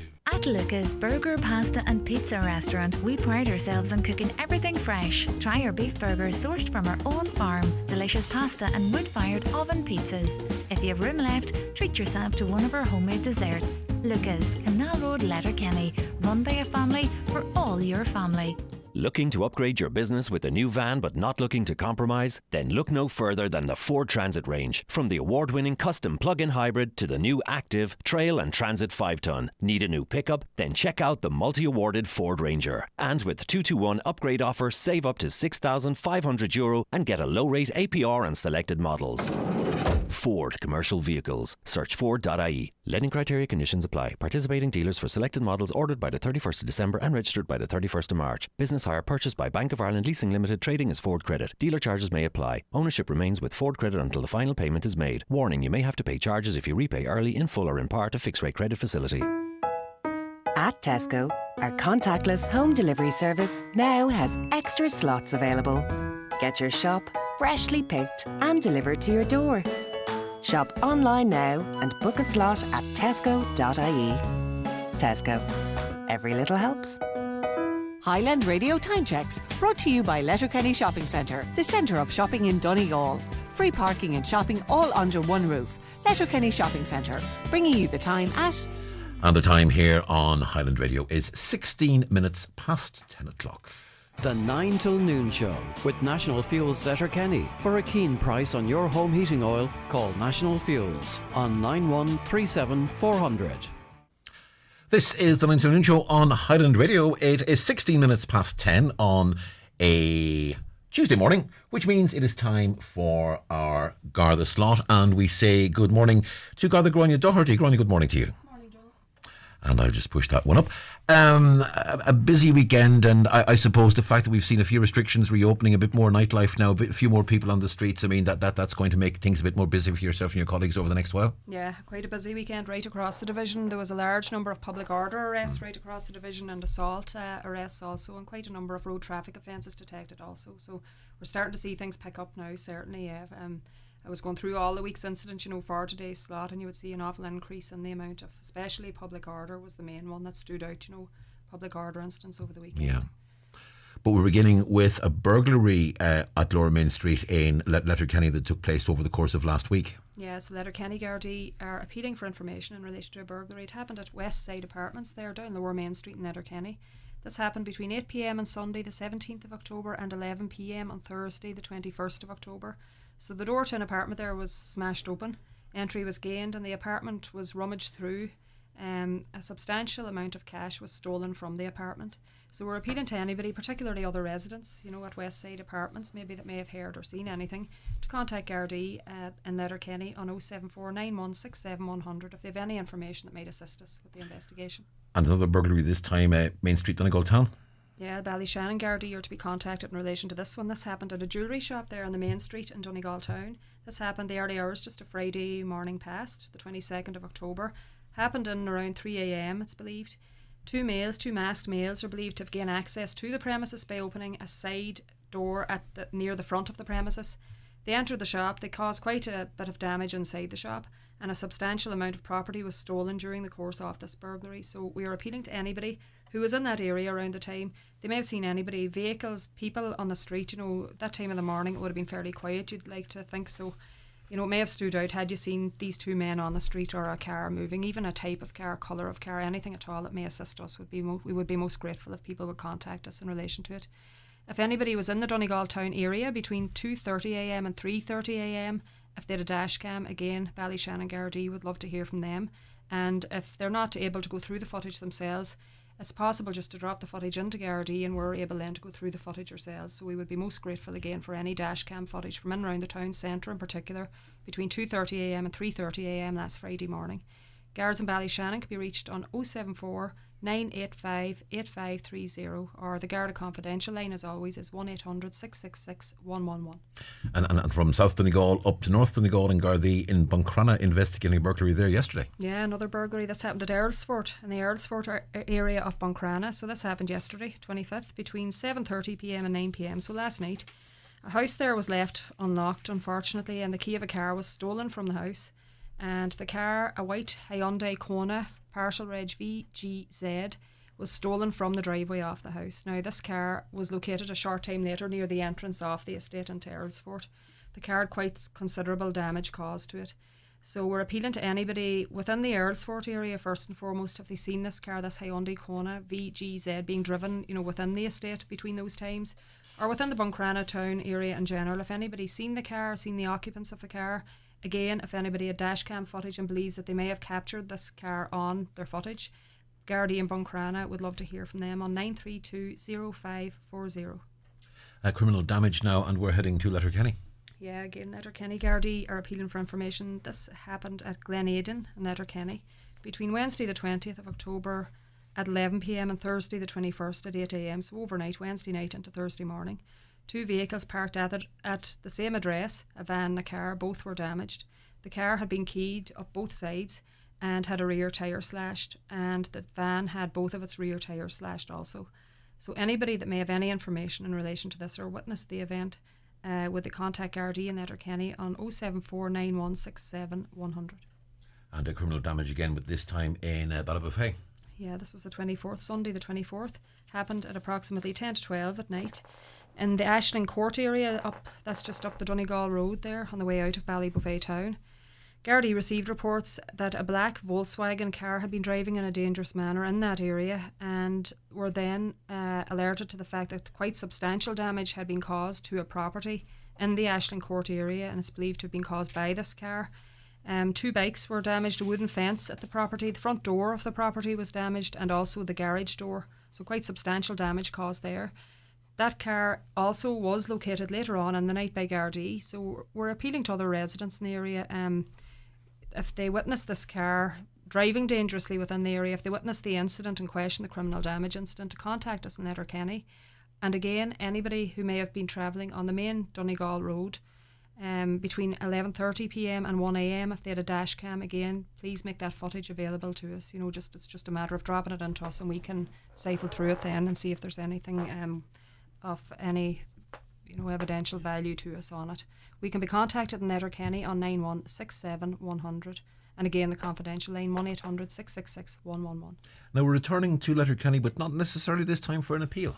No, this was actually quite a good news story really. Just yesterday Gardaí were alerted to the fact that a sports shop on the main street had a theft occurred in that shop shortly after 3:30pm. A number of males had entered the store. They had stolen quite a considerable amount of goods from the store. The Roads Policing Unit then last night, overnight, were conducting a checkpoint, and they stopped a car and arrested a driver and 2 passengers in connection with that theft. And the stolen goods from the theft at the sports shop earlier that day were also recovered from the car. It is the last week in October, and that means Halloween, and inevitably you'll be looking ahead to next weekend and offering some tips and advice to people just to be safe over what will be, one would presume, quite a busy weekend in terms of celebrations and so on. It'll be quite it's always a busy weekend for all of the emergency services, so we just want to give out a few tips to have a safe Halloween. We want everybody to have a safe Halloween, an enjoyable Halloween. We're not killjoys, but these tips are quite important. So we just ask people not to leave material lying around that may be lifted and taken to set up a bonfire. Many garage or garden shed items such as petrol, white spirits, diesel, aerosols, batteries, tins of paint, they're extremely dangerous if they're set on fire. So we're asking people to please ensure that your garage or your shed door is kept secure, lock it up.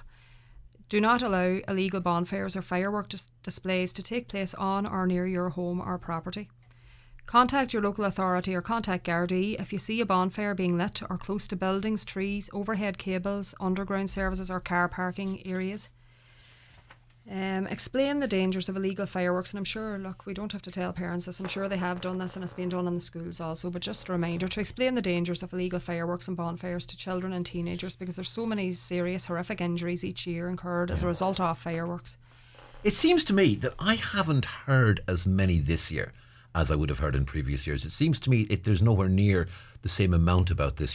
This is just utterly me, nothing scientific about this, but just my own personal experience. I haven't heard anything like what I would have heard in previous years. Yeah, there seems to have been a decline, all right, in the amount of fireworks being set off. Certainly within even the last 2 or 3 years, you would notice a sort of a decline in it. But, and it's so frightening. Elderly people, especially people living alone, people with small children, trying to get them to sleep, pets take off at Halloween too with the noise of the fireworks. And if anybody is having bother with fireworks being set off within their area, please call us immediately. We'll send somebody out there.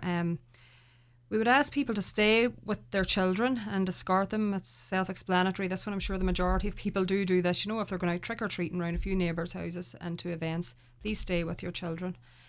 Parents, businesses and householders, please do not supply any materials for bonfires. Quite common every year people are approached, especially businesses, mostly young ones, asking for pallets, spare pallets, materials such as this. Please don't give out any materials for bonfires.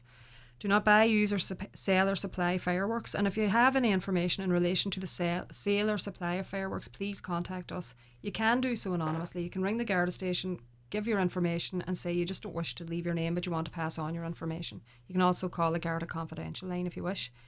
And we would just ask, and most people do, to be fair, respect the work of the emergency services. It's such a busy time. Halloween is such a busy time, and most particularly for the fire brigade. The fire brigade are just flat out Halloween weekend from one call to the next. We would ask people not to get involved in any sort of behaviour. Each year bonfires are being lit, but every year we get reports of wheelie bins on fire in the middle of roadways. And the fire brigade are zigzagging across the place trying to get to this call, and we would ask people not to get involved in any sort of behaviour that would necessitate a call out. The fire brigade there are being held up should they need to go to a really serious call, such as a house fire or a serious road traffic collision. That delays their response time then to those sorts of incidents. And we would ask people to keep pets indoors on Halloween night. I have a feeling we may have a few residents at the station maybe Halloween night. We usually get a few fluffy friends who are wandering. We have them and we put them up on our Facebook page for their owners to come collect them. Keep pets indoors on Halloween night. And above all, we wish everybody a very happy Halloween and be safe. Grania, thank you very much indeed. Garda Grania Doherty there. And that's our community Garda slot. And we'll have more obviously next week. And obviously if you have any help you can offer Grania and her colleagues in any way, shape or form, please do. And we will have, as we say, another Garda slot on this day week. And obviously if there is any news, we'll bring it to you on Highland Radio News and on the shows well over the course of the week as well, if there are any important appeals or important stories with regards to the Gardaí. But for now, Grania, thank you very much indeed. It's the 9 till noon show. It is 28 minutes past 10. I'm going to take a short break. Back after these. At iMotors, formerly Inishow Motors, we have a fantastic range of used cars with competitive finance packages available. Choose from a selection of SUV, hatchback and saloons in petrol, diesel and hybrid, with warranties on all vehicles. Call in today to iMotors Drumkeen and Malin or check out our digital showroom online at imotors.ie. iMotors, we have your next car. This Halloween, save money and shop at Mcgill's Chemist Letterkenny. Nivea Shower Cream range, half price, $1.30. Pantene range, just $2.40. Simple, kind to skin range from $2.50. Big brands, spookily low prices. Mcgill's Chemist, Main Street, Letterkenny, where the best costs less. Free half-hour parking on Main Street. See mcgills.ie or on Facebook. The three amigos, Jimmy Buckley, Robert Mazzell and Patrick Feeney, are coming back to Donegal. See this award-winning show live at Jackson's Hotel Ballyboufet on Thursday the 6th of January. Tickets, price €35, are now on sale at hotel reception and ticketmaster.ie. The three amigos live in concert. It's not to be missed. Your specialty is quality tiles, bathroom suites and wooden floors. Who has the best range of tiles in Donegal? Crawford Tiles. The best wood flooring? Crawford Tiles. The best bathroom suites? Crawford Tiles. 5-day bathroom refits? Crawford Tiles. And who's been tampering with my questions? That'll be me. Crawford Tiles, Castlefin. That'd be them. 07491 43942. Highland Radio is ready to exceed your expectations by putting you behind the wheel of the new Kia Exceed. Worth over 28,000 euros. To win, you need a ticket. Click highlandradio.com and let's get you on the road. Tickets from €10 on sale now. On December 23rd, someone will win that car on the 9 to noon show. We'll pick a ticket for you live on air. And ask you the question. Where is Highland Radio based? Dingle or Donegal? The new Kia Exceed awaits. So get your ticket and wait by the wires. It's that simple to win that car. Only on Highland Radio. Get ready for winter with National Fuels, delivering home heating oil in Letterkenny and surrounding areas at competitive prices. National Fuels, 9137 400, proud sponsors of today's show. Earlier in the programme, we were speaking about the situation of partners attending the maternity ward when expectant mothers are preparing to and indeed giving birth. Caller says it's no more of a risk than nurses going to pubs and nightclubs. Stop sitting on the fence. It's a disgrace. The nearest and dearest husband, father, partner or mother cannot be beside someone giving birth. That is, a caller says, a disgraceful situation. And that's certainly one to bear in mind. The hospital trolley watch figures, by the way, have just been published by the INMO, the Irish Nurses and Midwives Organisation. And just taking a look down the list, Letterkenny, once again, 57 people awaiting beds at the hospital this morning, 18 of them on trolleys in the emergency unit, 64 in Limerick, and Letterkenny does seem to be once again the second highest figure in the country. Just looking at the figure for Sligo, 29 awaiting beds in Sligo this morning, 22 of them on emergency department trolleys. They are the figures. Now, caller says there are 173,888 cows in Donegal, largely in the east of the county, beside the Finn and Foyle rivers. Totally unsustainable. Ireland cannot bear the environmental burden of feeding people outside the country. Caller says, Donald, you keep saying that a shortage of medical staff is due to COVID. That is not true. I know 2 carers from a nursing home and a nurse from a hospital out of work because they're being forced to take a vaccine they don't want. So staff shortage is not all because of COVID, so says a caller. Caller says, many years ago, Jerry Adams let us know the problems if we vote yes to Europe. I think we get a no vote to Europe first election, then a government ran the election a second time, achieving the yes vote. Parties wanted the yes vote on the majority. Listen to their scaremongering stories that we'll have extreme poverty if we don't join Europe. They should have listened. I'm not sure there was a second vote in the initial vote to join Europe. There was a second vote, if I recall correctly.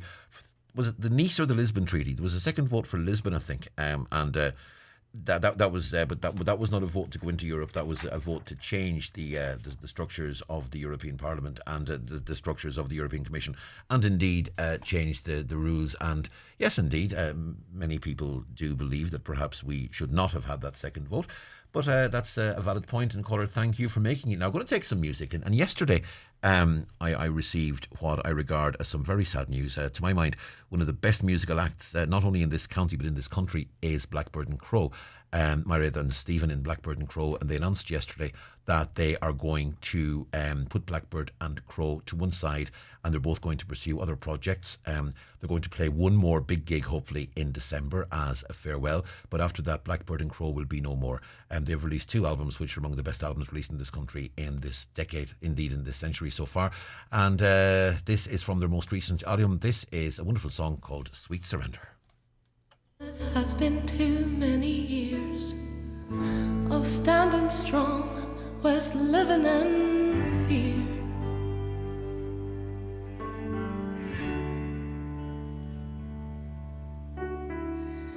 Pushing away all that is dear and running when love gets near. When love gets near.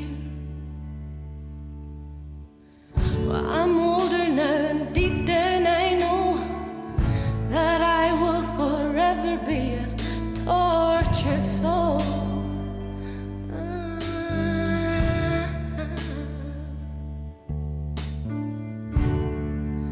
A woman on fire, but I am out of control.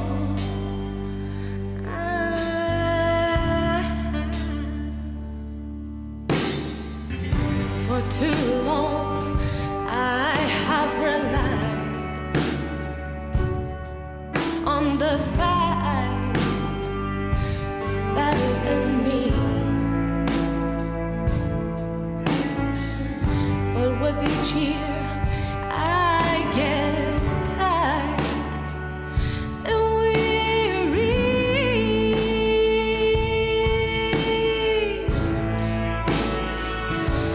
I need surrender, sweet surrender. I can't stay like this forever. I need surrender. I need surrender, sweet, sweet surrender. I can't stay like this forever. I need surrender.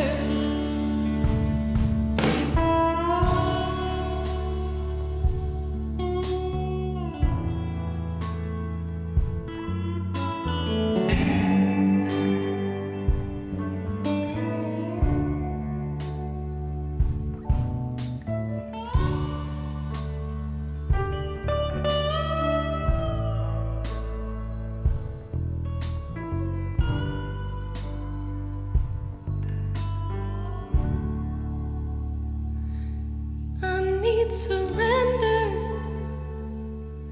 sweet surrender. I can't stay like this forever. I need surrender. I need surrender, sweet, sweet surrender. I can't stay like this forever. I need surrender. I need surrender, sweet surrender. I can't stay like this forever. I need surrender. I need surrender, sweet, sweet surrender. I can't stay like this forever. I need surrender. That's Myra and Stephen, and a host of great musicians playing with them, including indeed Conor Malone of the Ballard Theatre on saxophone and John Ruddy on trumpet, among others. That's Sweet Surrender from their Allium album. They announced last evening that they are breaking up as a duo. I would much rather say au revoir and see you later than say a final goodbye to them. They are playing a gig, hopefully in December, to say farewell, and I certainly hope to be at that. Some of the finest musicians in this county, and great people as well. Now, as we said earlier in the programme, the Mcgill Summer School opens tomorrow, and sadly, once again, it's not in its spiritual home of the Highlands Hotel in Glenties. It is instead online, and I am delighted to say that I am joined on Zoom this morning by Dr. Joe Mulholland, who is the founding director of the Mcgill Summer School. Joe, good morning. Good morning, John. How are you? I'm very well indeed. Good. Joe, obviously it's a hugely important event, and it's great to see it going ahead, but I'm sure you would much rather be in what I refer to there as your spiritual home of the Highlands Hotel.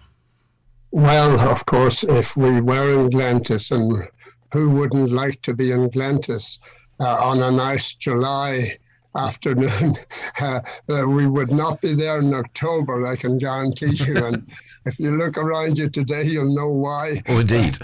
But no, well, we're in exile still, but we're making the best of it. We've had a fantastic online show last year. People were really enthusiastic, which encouraged us to do it again this year.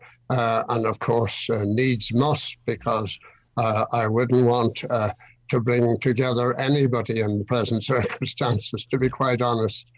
The theme this year is a very important one: a threatened planet recovery from the pandemic must be led by a new vision and new values. And many people indeed will have been dismayed, I'm sure, to hear the Taoiseach say to us toward the end of last week that COVID will be with us forever. And any vision we have of the future now is going to have to include COVID and a response to COVID as part of that vision. And this summer school perhaps firing some of the opening salvos in developing what that vision might be. Well, during the 3 days, we happen to have, I suppose, two of the greatest authorities on the pandemic that you can find. We open tomorrow morning at 10 with Dr. Mike Ryan of the World Health Organization in Geneva. And of course, then later, I think it's Wednesday evening or Thursday evening, we have Luke O'Neill, one of the great scientists of this era. So we have there are 17 sessions done, ranging from across, from the pandemic, as we said, to the economic implications of all of this, and then to what people are doing abroad, because we have a very strong stream running through it that we must be looking after those in the underdeveloped world and who can't fend for themselves. And of course, we have a great example of that in Mary Ellen McGrorty from Mount Charles, indeed. And she will be talking to us from Kabul, where there is now a real major crisis of hunger amongst children, particularly, and so on. But it's a very mixed program, but it has suscitated huge reaction over the past number of days, particularly here in Dublin, I have to say, amongst people who have seen it. So we deal with a lot of the current issues in the present time, of including indeed the European Union, and of course climate change. And of course in that panel we have what I consider to be the best and greatest authority in Ireland, John Fitzgerald. He happens to be an authority on so many things, but certainly on climate change. And that climate change, we'll see that in Glasgow next week. That's going to dominate our lives for a long, long time, many decades, in fact. So it's a fantastic school. I know it's quite demanding to ask people, to sit through 3 days, but it is very varied, I would say. We have little stops here and there where we show our own Donegal music and people of the likes of Tara Connaughton and Glentis, great fiddle player, a great pipe player, and we show the beauty of Donegal. So we kind of lighten the load in a very useful and important way. Excuse me. Yeah, sorry. One of the things that's become an important element of the Mcgill School has been the annual John Hume Lecture, and being delivered this year by Geraldine Byrne-Nason, the Ambassador of Ireland to the UN, and also Dr. Don Thornhill, who'll moderate, who's a former Secretary General of the Department of Education and Science, and that's going to be a very interesting one as well, to get that UN perspective in there. Well, Geraldine Byrne-Nason is a wonderful woman whom I've known in the past, and I'm proud to say that I started the John Hume Lecture 21 years ago when John stepped down from politics, and because I obviously knew from my own context and from what I was seeing and hearing that this was a giant in Irish history. So it's the 21st. Geraldine Byrne-Nason is doing it. She'll be very interesting, as you say, Donal, on the UN and on Ireland, what Ireland can do. I mean, some people are quite cynical on that matter. That we're a small little country sitting now in the Security Council beside giants like China and the US and so on. But I think that we have a voice, and I think that voice has been very well exercised by Geraldine. And it'll be very interesting to hear what she has to say. One of the things that Mcgill is doing this year is bringing the main topics of discussion together.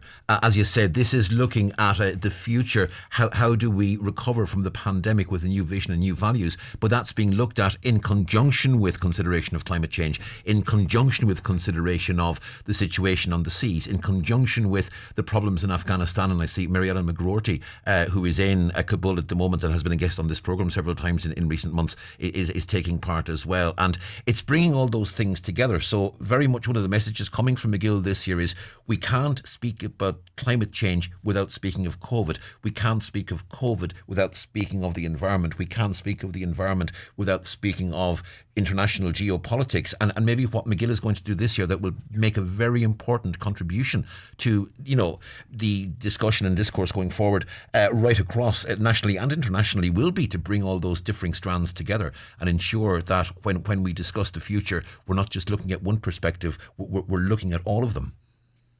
Well, one hears every day that we want to return to normality. We want to get back to normal living and so on. And that's true. We would like to see our friends and meet them whenever we like and so on and so forth. But I think there's more now to getting back to normality than just that. There's getting back to normality would mean we're getting back to a world that's utterly divided, where 1% or less of the population of the world own 90% of the wealth and so on, and all that inequality and all that suffering that is going on from hunger and the rest in various countries, and indeed closer to our own, closer to home. We have instances. We saw how people working during the pandemic in what would be considered low jobs or lowly paid work and so on. And we saw how essential those people were as public servants. And those things we've got to start thinking about when we talk about getting back to normal, and recognize the work that has to be done in addition to that to make this a better world arising out of this pandemic.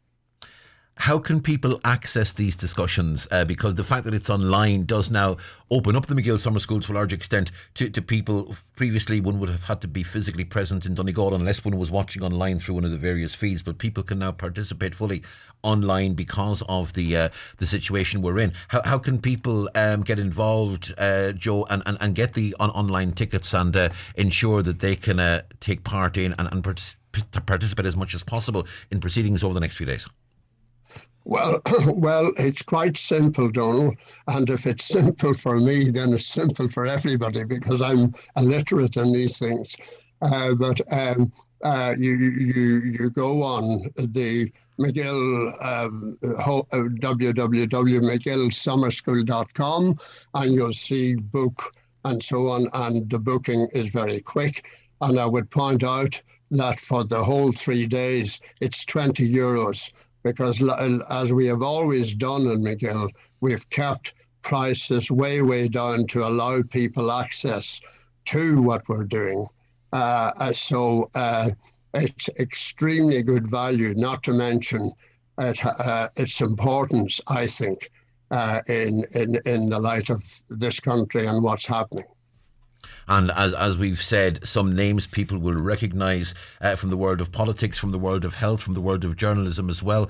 Every day and every session will bring up some interesting discussions. I'm taken too by a discussion where they often say that if you want to look to the future, you've got to consider the past. And there's a very interesting looking one that I think I will make a point of taking part in, and that's the Mary Harney and Mary Coughlin, moderated by David Davin-Power. And I think we could get some very interesting discussions out of that when they draw on their own experience of the past to look into the future and offer their perspectives on what could happen. Well, absolutely, and of course the two women have reached the heights in Irish politics, including our own Mary Coughlin, of course, and she in very difficult circumstances. When we think back to when she had to get into politics and at a very, very young age, and succeed her father, whom I knew very well, Cathal, and indeed Clement, her uncle, who died in that awful crash. I remember it vividly. So what I've tried to do, Donald, just to explain this, is that to keep the personal thing in. Zoom is a difficult tool to manage, I think, because there's no contact, no human contact, which most of us like. So I think you have to make up for making things accessible and to do with people's daily lives as much as anything else. Dr. Joe Mulholland, it's been a pleasure as always speaking to you. We look forward to seeing what's happening online over the next couple of days, and even more so we look forward in the future to welcoming the Mcgill Summer School back to the Highlands Hotel, back to Glenties, hopefully on a nice summer's week in July, and that will happen in the not too distant future. But for now it's October and the Mcgill Summer School taking place online via Zoom, and we wish you and all those taking part all the best over the coming days. Dr. Joe Mulholland, thank you very much indeed for speaking to us this morning. Thank you very much, Donald. And we look forward to following the progress and to seeing how things pan out at the school there, and no doubt over the course of the week we'll be bringing regular reports of points. You can always be guaranteed that new stories will be generated and interesting points will be made at the Mcgill Summer School, and this year will be no different, and we look forward to monitoring all that and bringing that to you over the course of the week. It's 9 minutes now to 11 o'clock. Going to take a short break. Back after these. Every time you hear AIB is lighting the way for someone to switch their mortgage. You see, we have offers to suit every kind of switcher. Talk to our switching team today to see just how much money you could save on your mortgage. Or get started on AIB.ie. AIB. We back belief. Lending criteria, terms and conditions apply. Allied Irish Banks plc and AIB Mortgage Bank UC are regulated by the Central Bank of Ireland. Hi, Raymond Sweeney here. If your vacuum cleaner has seen better days, call in to us at Ben Sweeney Euronics for a look at the new Samsung Turbo Cordless Stickback. This lightweight, easy to control vacuum cleaner picks up fine dust in carpets and on hard floors.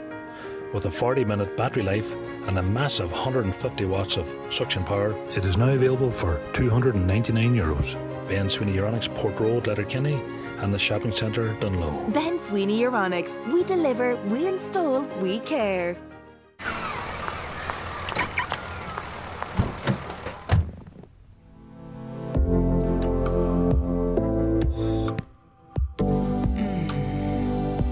Take a moment to experience bliss. A bar of smooth melting Lindor chocolate from the Lindt Master Chocolatier. A moment of bliss wherever you go. Thinking of changing your floors? Why not see what Florid Letterkenny has to offer? Florid have a large selection of solid, semi-solid and laminate click vinyl wood flooring, together with a fantastic choice of parquet, herringbone flooring, all at incredible value. Don't delay. Call Florid today on 087 161 7008. COVID-19 is still spreading in our communities. Vaccines are proven to be our best protection against serious illness from COVID-19. If you haven't had your vaccine yet, you're at higher risk. Talk to your GP or pharmacist, or come to a HSC walk-in vaccination centre for your free vaccine. Find details on hsc.ie or call our team in HSC Live on 1800 700 700. From the HSC, for us all. The Letterkenny Halloween Fest returns to Main Street this Friday the 29th with spooktacular fun for all the family. Dress up for the fancy dress competition. Get on the trick-or-treat trail between 1 and 3. There's the CDP's House of Frightmares, storytelling, the Scary Trail of Tales, a Halloween Fest parade from Mcgill Hotel, and so much more from 12:30 to 4 this Friday on Main Street for the Letterkenny Halloween Fest. You dare not miss it. For more info, see Shop LK on Facebook. The 9 till noon show with National Fuels, Pierce Road, Letterkenny. For all your solid fuel needs at the keenest prices. 9137 400 or nationalfuels.ie. UV Lights Ireland are a Donegal-based company supplying and installing world-class medical-grade UV lights. UV light has long been a staple in medical environments and has been adapted as a safe and effective tool for schools, beauty salons, hotels, restaurants, offices, homes and many other everyday settings. UV Lights Ireland can assess your needs and provide full product training. To find out how you can protect your family, clients, patients, students and staff with ear and surface disinfection, visit UVLights.ie. As you start rediscovering Northern Ireland again, we want you to explore with confidence. That's why we've introduced the We're Good to Go industry standard for tourism and hospitality businesses. So you know they've agreed to follow COVID-19 safety guidelines, like social distancing, following the recommended cleaning processes and undergoing spot checks, so you can enjoy your break to the full. Look out for the safety symbol for businesses that are good to go. Northern Ireland, we're good to go. Brought to you by Tourism Northern Ireland in partnership with UK national tourism bodies. McGinley Furniture's new showroom in Letterkenny now has more of everything. More suites, beds, dining room and occasional furniture. Also more rugs, mirrors and lamps. All available for immediate delivery. And with extra space, there's also more new stock on display.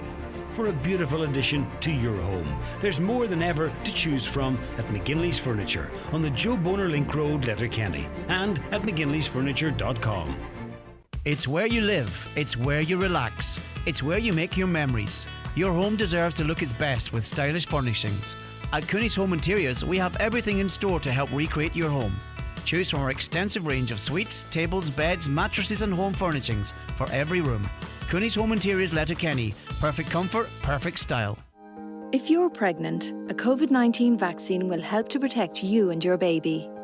Most people who get COVID-19 while pregnant have mild to moderate symptoms, but you are more at risk of being very unwell or needing hospital treatment. It is safe to get your vaccine at any stage of pregnancy. Before you get your COVID-19 vaccine, make sure you talk to your doctor or midwife. And you'll find more information on hsc.ie. From the HSE. Do you want to work in a company that's all about recognising hard work and rewarding it? Then check out the exciting field sales roles available in Prepay Power. All come with a great salary, bonus structure and lots of other benefits. To apply, visit prepaypower.ie/careers or call Estelle on 01 297 1582.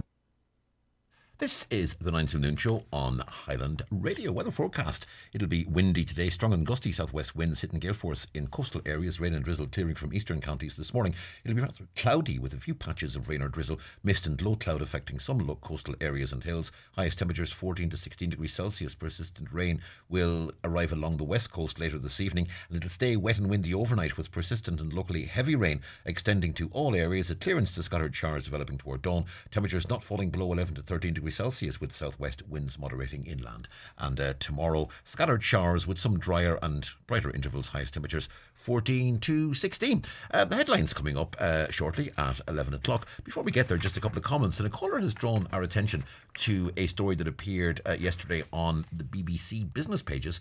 Ofcom asks phone networks to block foreign scam calls.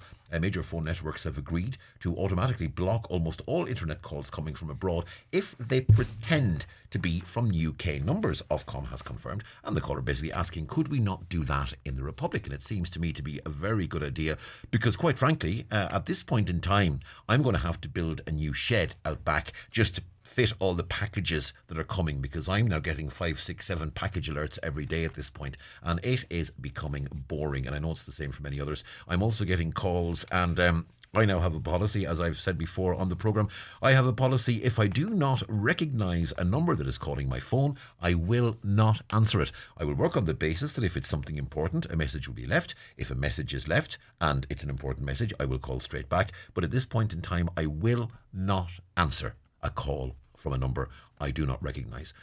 So unless a name that I know crops up on the screen of my phone, I will not answer the call. And I know an awful lot of people are adopting a very similar outlook in terms of how they are doing things. In terms of the environment, caller says, the Earth was there millions of years ago. We managed to mess it up in about 150 years. Now all of a sudden we're panicking and trying to undo it again, but it's probably too late. The damage is done. You can blame it all on the invention of the engine, I suppose. So says a caller. Earlier we discussed the price of a taxi from Sligo Hospital to an area of southwest Donegal, when a caller found themselves in A&E and chose, when the staff wanted to admit her for tests, she said, look, no, I need to get home. And she got a taxi, and it cost €150 that she can ill afford. And she was asking, can that money be claimed back? A caller says, I had to travel from Letterkenny to Sligo for a clinic, which I might add should be in Letterkenny. I needed a taxi. It cost me a small fortune. When I inquired about help to pay it, as I was a pensioner, I was told I have a bus pass and used that. It was a very long day. Luckily my appointment was early in the morning and not lasting in the evening. What if I missed the last bus home? Nobody seemed to care. Can someone explain what's happening with the price of petrol and diesel? It's ridiculous. Well, as we said on the show earlier, in the newspaper reviews, and certainly the front of the Irish Daily Mail this morning is telling us that the price of petrol is going to hit €100 a tank, they reckon, by the end of the year. It is indeed going up. We had some extra charges imposed, obviously, in the budget, and as we all know, when it comes to the budget, the way things work is very simple. If the government is giving you a tax break, it comes into effect next April. If the government is increasing the tax you pay, it comes into effect at midnight that night. It was ever thus, and it will, one suspects, stay ever thus. Another caller saying, I want to reiterate what Donald was saying about Blackbird and Crow. Amazing band. If anyone's ever been fortunate enough to see them live, you know what an absolutely phenomenal performance they put on. So sad they're giving up the band, but delighted they're finding their own happy places, and so say all of us to that. The caller says, I agree with you, Donald. Ray, Blackbird and Crow retiring only for COVID. They should be big internationally. They're pure unique talent. Two lovely people. I wish my Red and Stephen the best in future. And that comes from Paul in the Twin Towns, and I absolutely echo that sentiment. Now, it's Highland Radio. It's just gone 11 o'clock. Time for the headlines, and we say good morning to Catherine Gaffney. Good morning, Donal. The Donegal deputy says Gardaí have not contacted the whistleblower as part of their investigation into sexual abuse at Argrania Court and the Sean O'Hare unit at St Joseph's Hospital in Stranorlar. Parts of the report have been leaked to the public and revealed that over 100 instances of sustained sexual abuse occurred over a 13-year period. A jeweller's has been targeted during a burglary in South Donegal. The incident happened on Main Street in Donegal town in the early hours of Friday morning last. At around 3 a.m, two masked males are believed to have gained access to the premises by forcing a door open. A substantial amount of property was stolen during the course of the burglary. Talks between government officials and groups representing nightclubs and late-night venues will take place this morning. They'll try to finalise plans for how the late-night sector will operate over the next few months. Letterkenny University Hospital is the second most overcrowded in Ireland today. As of this morning, there were 57 people awaiting admission, with 18 on trolleys and 39 waiting on wards or in overflow areas. A number of people have been arrested in connection with a shop theft in Letterkenny.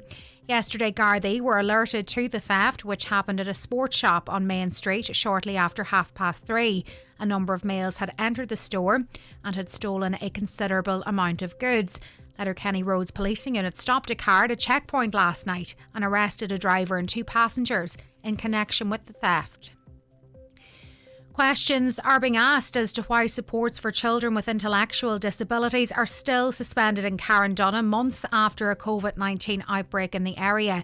The outbreak happened in August, with families and service users having to remain at home while staff were redeployed.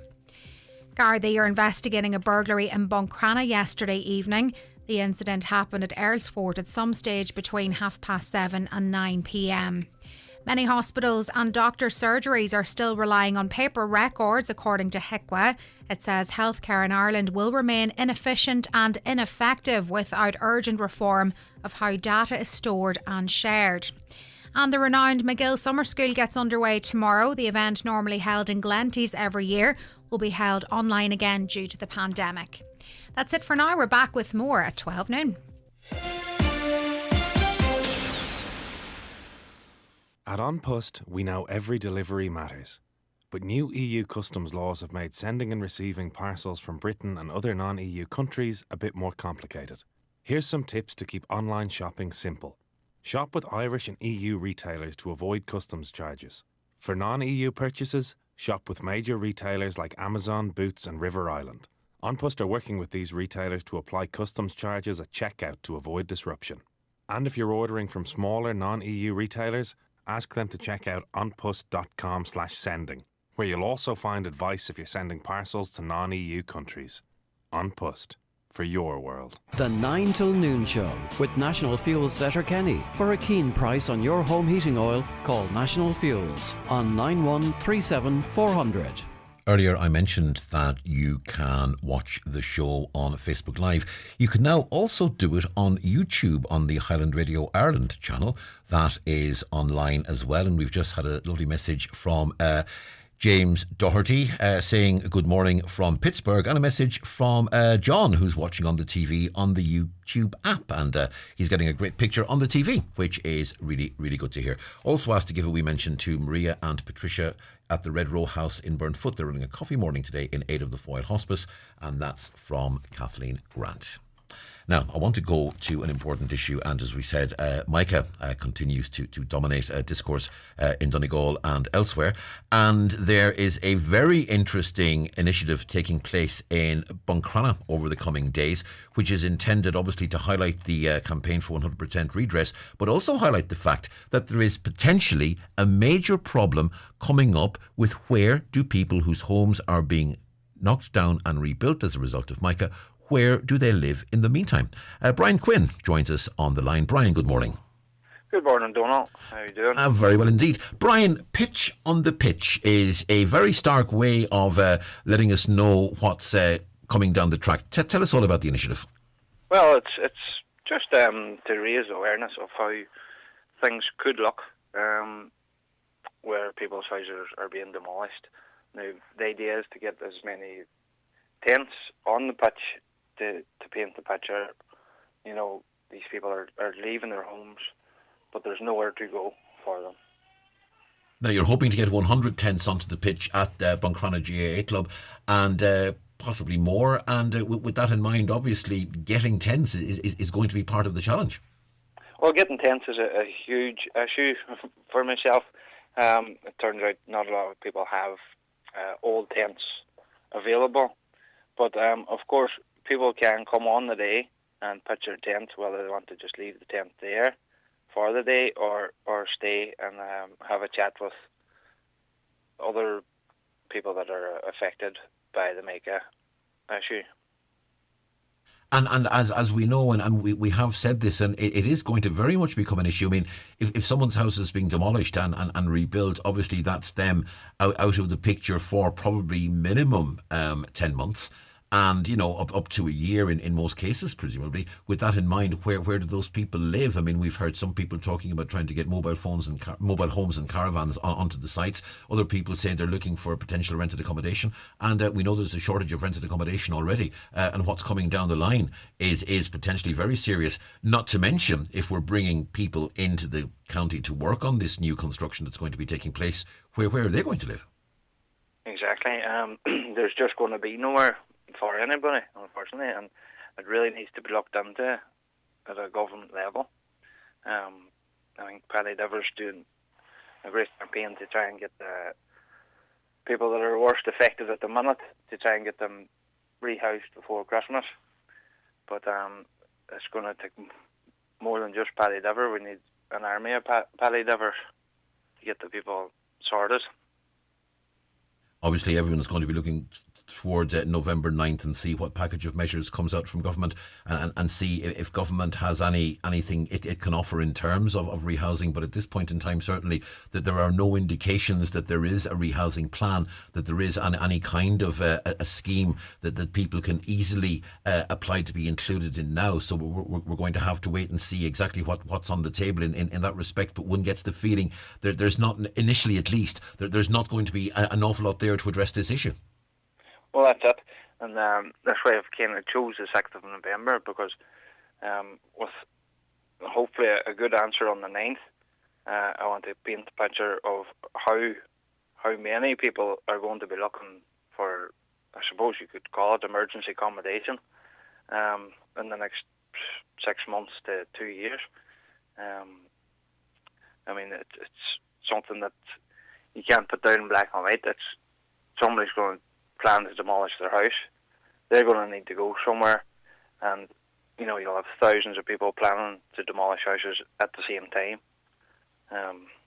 It's going to need a real government level look into it to see where they can find accommodation. We do know that there's been discussion on this issue at Donegal County Council level, and many councillors, Michael McBride among them, certainly has come up with his own proposals with regards to temporary homes that can be, he believes, brought in. And, we are going to have to look at all those potential solutions, but really the council, the government, they're really going to have to start getting together and getting together now. And we know from what we've heard from Michael Doherty and from Anne and from others who are involved, and Eileen who are involved in the discussions with the Defective Blocks Working Group over the summer, that the feeling was that the Department of Housing officials all that time were approaching this from the point of view of not let's solve the problem, but their perspective appeared to be let's save the government money. And we're going to have to see a very clear change in that mindset if they're going to liaise with Donegal County Council to get a real solution in there quickly. Well, this is it. They've dragged their feet over the whole MICA issue. For 10 years, it's been kicking the can down the road. But if people are moving out of houses that are falling down, you can't kick the can down the road. It needs sorted immediately. They'll have nowhere to go. And effectively, what I was trying to paint the picture was that it's going to have to be a tent in the garden if they can't afford a mobile home or can't go anywhere. I mean, this is how serious it is. Well, those who have tents available, there's a number of pickup points, Brian, you've organised where people can drop off their tents. Just let us know where those pickup points are. Well, for Letterkenny, we have McCafferty's, Lower Main Street. Up in Carndonna, there's Paula's Dog Grooming. We have Little Acorns Bookstore in Derry. Don McGuinness is a homeless activist in Buncrana. He's willing to take tents. Crossing Jewelers, Main Street, Buncrana, and the Exchange up in Buncrana, and also for Fanad, the Country Roads Inn, and of course myself and another homeless activist, Ali Gallagher, in the Finn Valley area are willing to take tents of any description. Yeah, and all this is going to be on social media. Obviously, we'll share it ourselves, and it'll be on the 100% Redress Facebook pages and so on as well. So all details and contact details available on social media.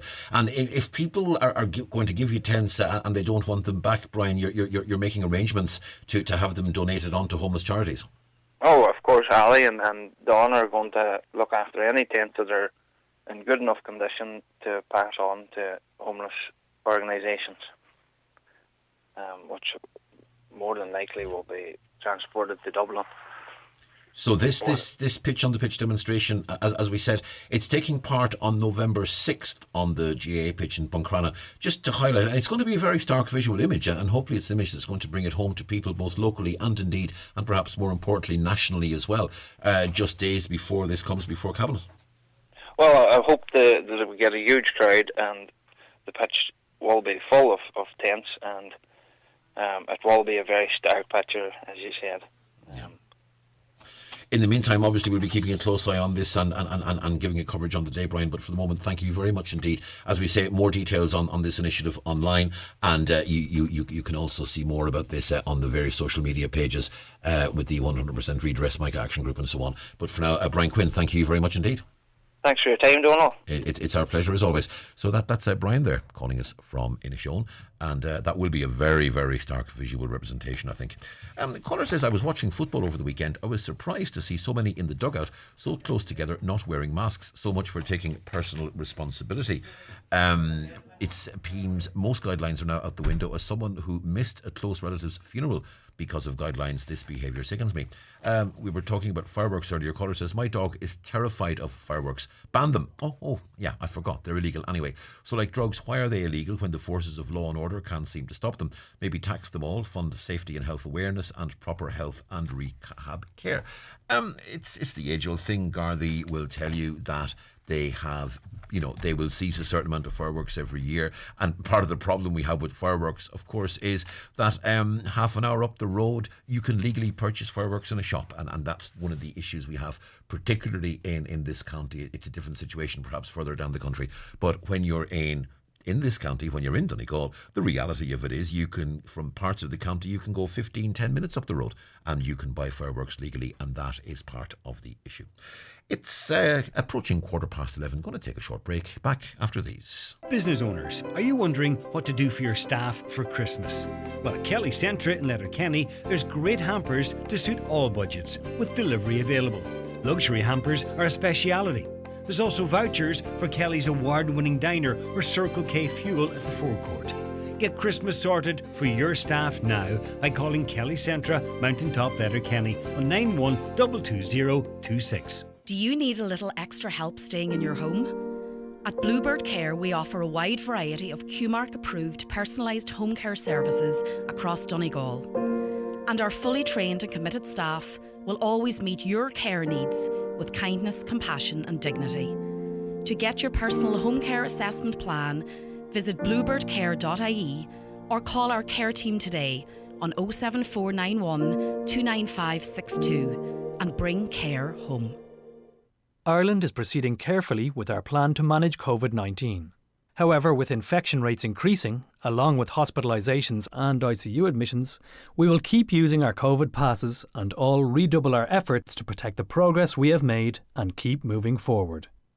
Vaccination is the best way to protect ourselves against COVID-19, but we must also continue working together to protect ourselves and each other by acting fast, isolating and getting tested if we have symptoms, wearing our face coverings where appropriate, making sure that indoor spaces are well ventilated, making full use of the space available to us, and covering our coughs and sneezes and keeping our hands clean.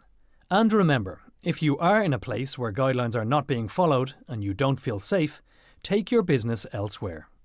We will continue to keep you updated with public health guidance and the information you need on gov.ie/recovery, supported by the Government of Ireland.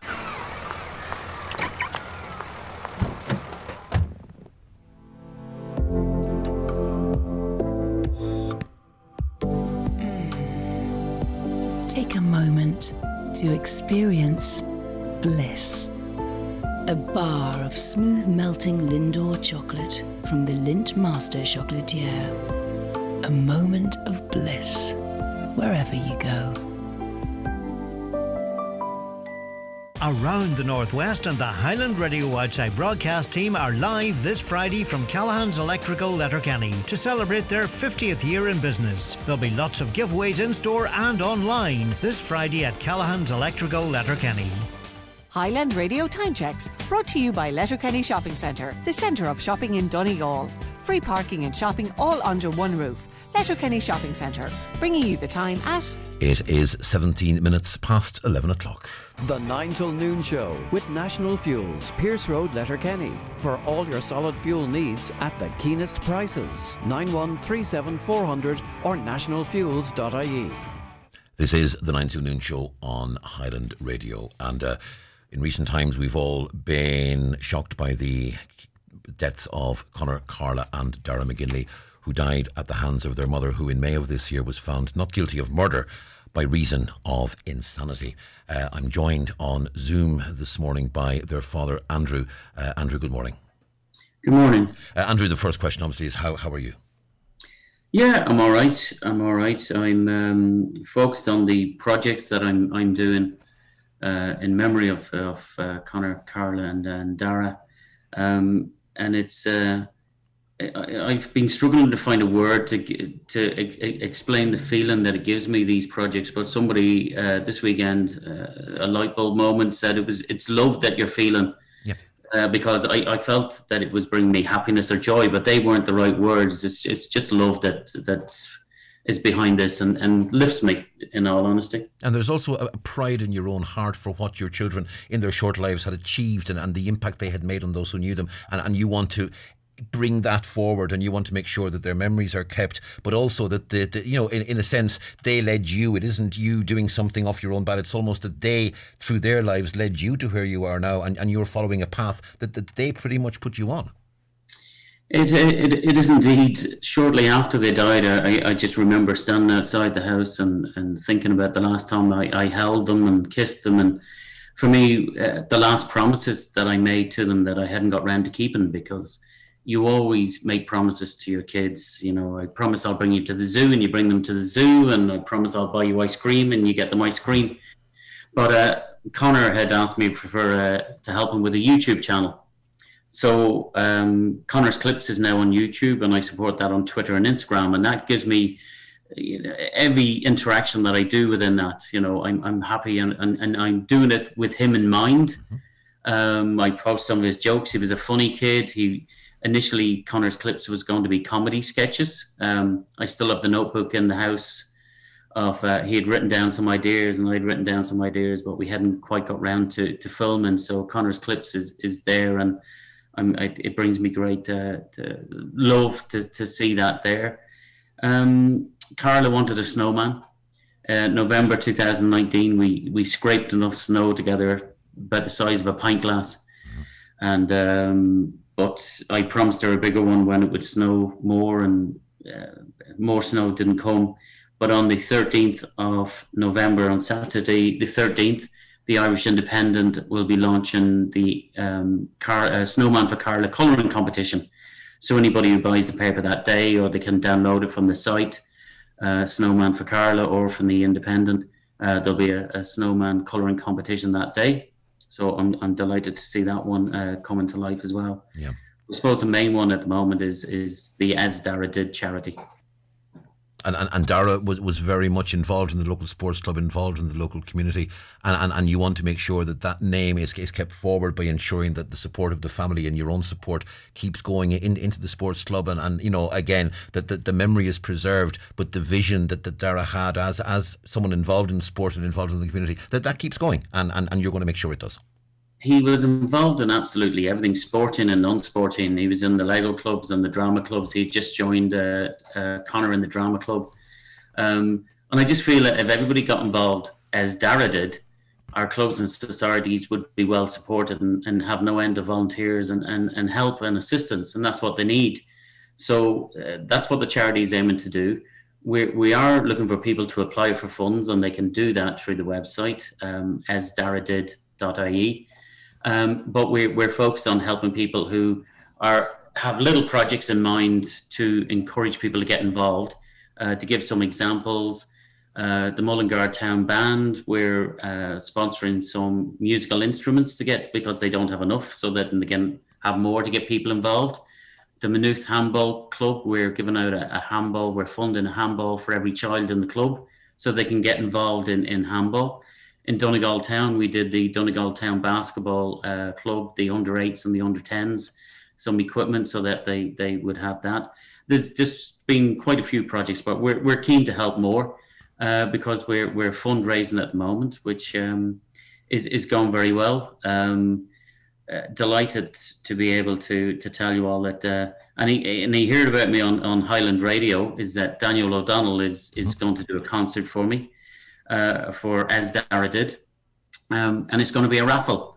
So you can buy the raffle tickets through asdaradid.ie, and there'll be 30 winners. Each winner will get 4 tickets to the concert, which will be held in the Newcastle Community Centre here in Dublin, where I live. The community really rallied around me and helped me and supported me. Accommodation will be provided by the Louis Fitzgerald Hotel, which is just around the corner.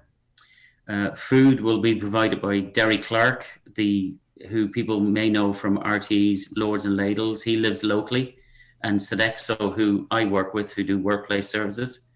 And then on top of that, we're going to bring everybody from the hotel, from the Louis Fitzgerald Hotel, to the gig and back again by Jewelway coaches who are based locally. So it's kind of a local event with an international artist. And if Daniel is listening today, I am so grateful and so thankful to him for doing this for us.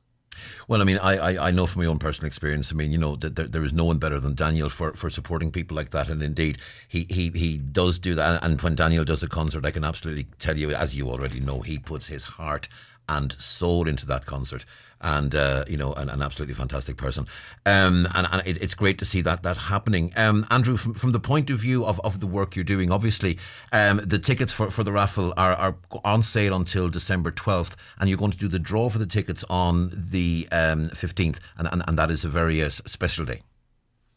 Yeah, 15th of December is Carla's birthday, so they're all kind of tied in together. The three of them were great friends and great buddies, even though they had separate interests. And the one video which sums that up for me is Carla in her little fairy dress went into the two lads who were in the front room, and she wanted to change them into frogs. And instead of like telling her, you know, we're busy or we're playing, they cooperated with her, and the two of them were jumping around, and you can see that video on Connor's Clips on YouTube. It is just like, that was how the three of them were. Like they never fell out. They were just three great friends. But as the three projects that I'm doing, they're totally different. They had all separate interests. So I'm delighted to be able to do those separate projects in their memories.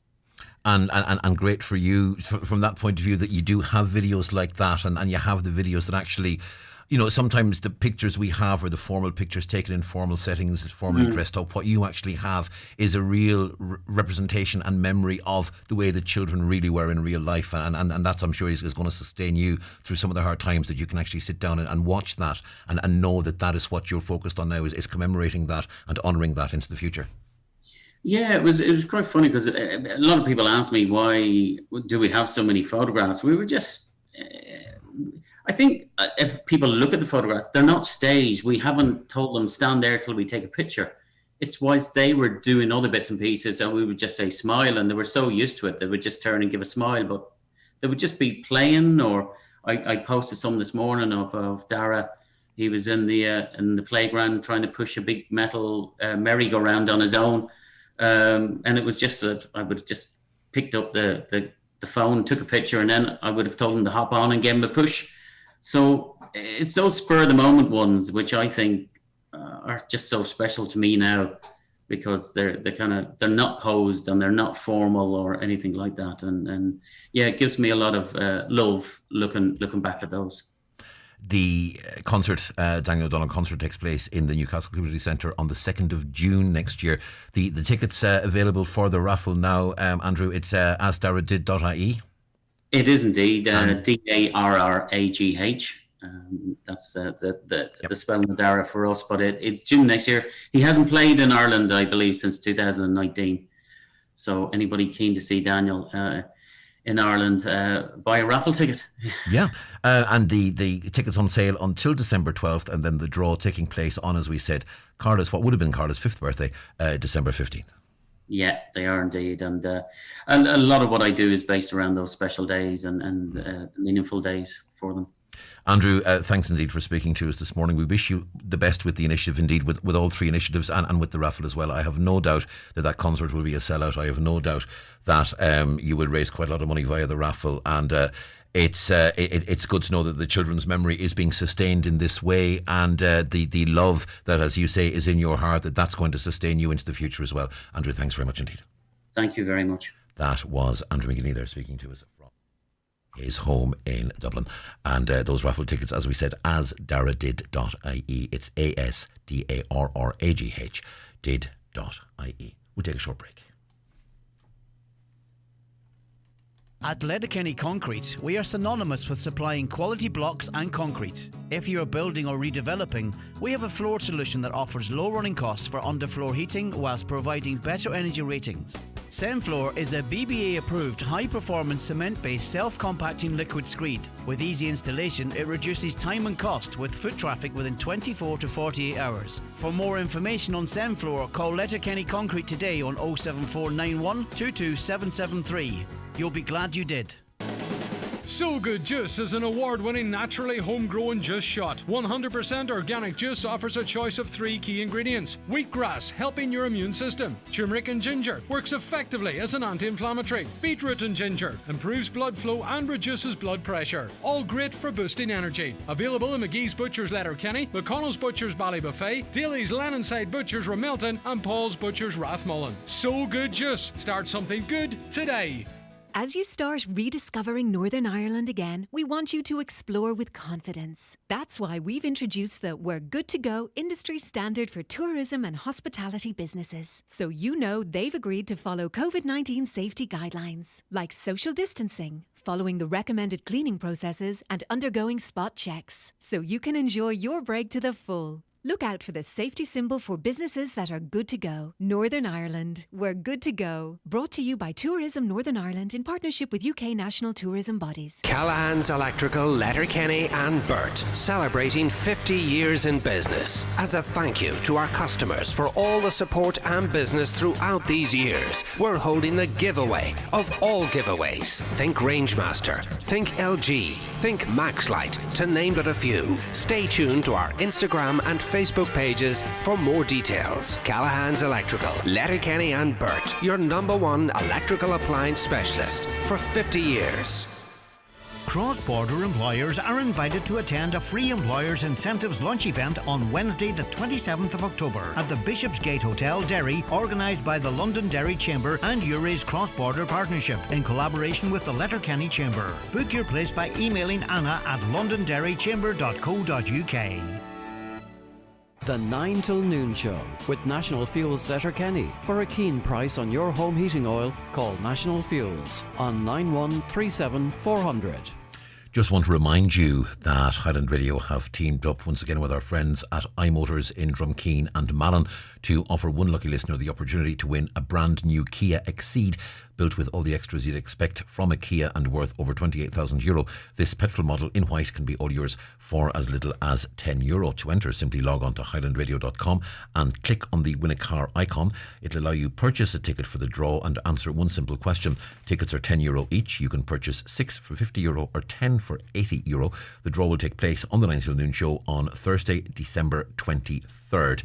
Good luck to all taking part. Now, a very important report was published, commissioned by the Irish Theatre Institute as part of its Speak Up initiative.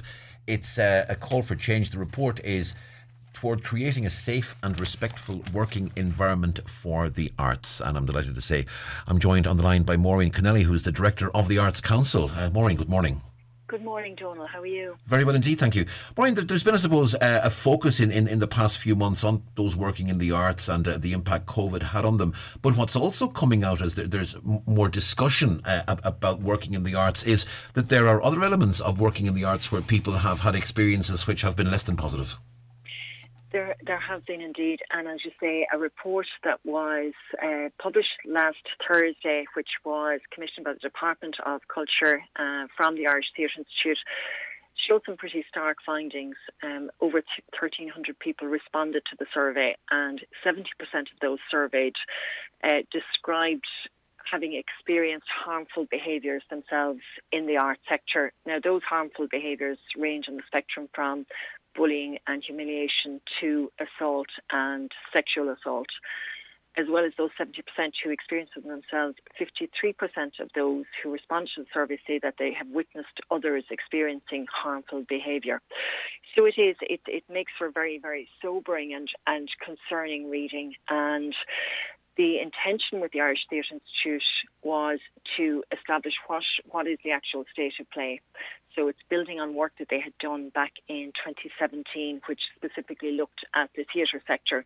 This was a wider, arts-wide, so the art funds that the Arts Council funds ranges everything from architecture to visual arts, with everything like circus and traditional arts in between. So it's quite a comprehensive survey, and the report brings forward recommendations in terms of how do we actually deal with this worrying situation. The presumption would be that the majority of cases reported would be reported by women. Is that the case? There was quite a high percentage of men as well who had reported suffering harmful behaviour in the sector. So it was not all women by any stretch. So I suppose what the findings showed us that, you know, across the sector there is a preponderance of behaviour which would be regarded as harmful, and behaviour that certainly needs to be addressed as a matter of urgency. In terms of, we understand that sexual assault was reported by 7% of women and 3% of men. In terms of the majority of the reports, it would be in terms of presumably comments that are being made, negative comments that have been made, and presumably in certain cases, given that dancers were most likely to have experienced negative workplace behaviour, a lot, one would presume, would have been perhaps comments about body size, comments about weight and things like that, which would not obviously be welcomed. Yeah, absolutely. That's the sort of behaviour that has been pointed up. And I guess, Donald, because the art sector is typified by a very high degree of freelance working, that is the report particularly points to that as a characteristic which will lead to more harmful behaviour happening. So where you have people working very much in a gig economy, where, you know, they have one gig in dance, theatre, whatever, which they know will come to an end in sort of 6 to 8 weeks, and they're unclear about where their future work will come from, you can imagine that leads them into a situation where they're highly reluctant to make complaints, to come forward, and that's something that, you know, we're very concerned to address, to bring forward structures to regulate the sector better, so that people can have that comfort and know that they can come forward in confidence and with the assurance that their future reputations and that their future work opportunities will not be jeopardised by them speaking out. That's a very, very important part of what this report points to. I'm sure there's going to be a fear among people, and as you said, it is, you know, very much the gig economy, and you're going from job to job, literally from gig to gig, and from that point of view, people would be very conscious that if you get a reputation for, oh, I don't want to go near him, don't want to go near her, they're a troublemaker, and if you were to get that sort of your reputation, people might be, you know, not as inclined to give you that gig, and you could find yourself losing out very starkly and very quickly. Yeah, that's a very real worry for people. I think it's a small sector in Ireland, you know, so people get to know each other very quickly. And what we have to do is make sure that organisations and individuals, leading organisations, know that this behaviour will not be tolerated, and that, you know, it's a culture change. Now, that doesn't happen overnight, as we know, but bringing forward aspects like very good, clear, robust codes of behaviour will introduce that change that I think we all want sector-wide. And this is just part of a process, and I think that working together we can root this out significantly. In terms of the starkness of the report, and you have said these findings are stark, but they do shine a spotlight on the actions necessary to markedly improve the dignity at work for all artists and art workers. They say that the darkest hour is just before the dawn. Could it be that this is the darkest hour, and there is a dawn on the horizon, that what this report has actually brought out into the open will serve to bring in that better sort of situation and better working environment that you'd seek?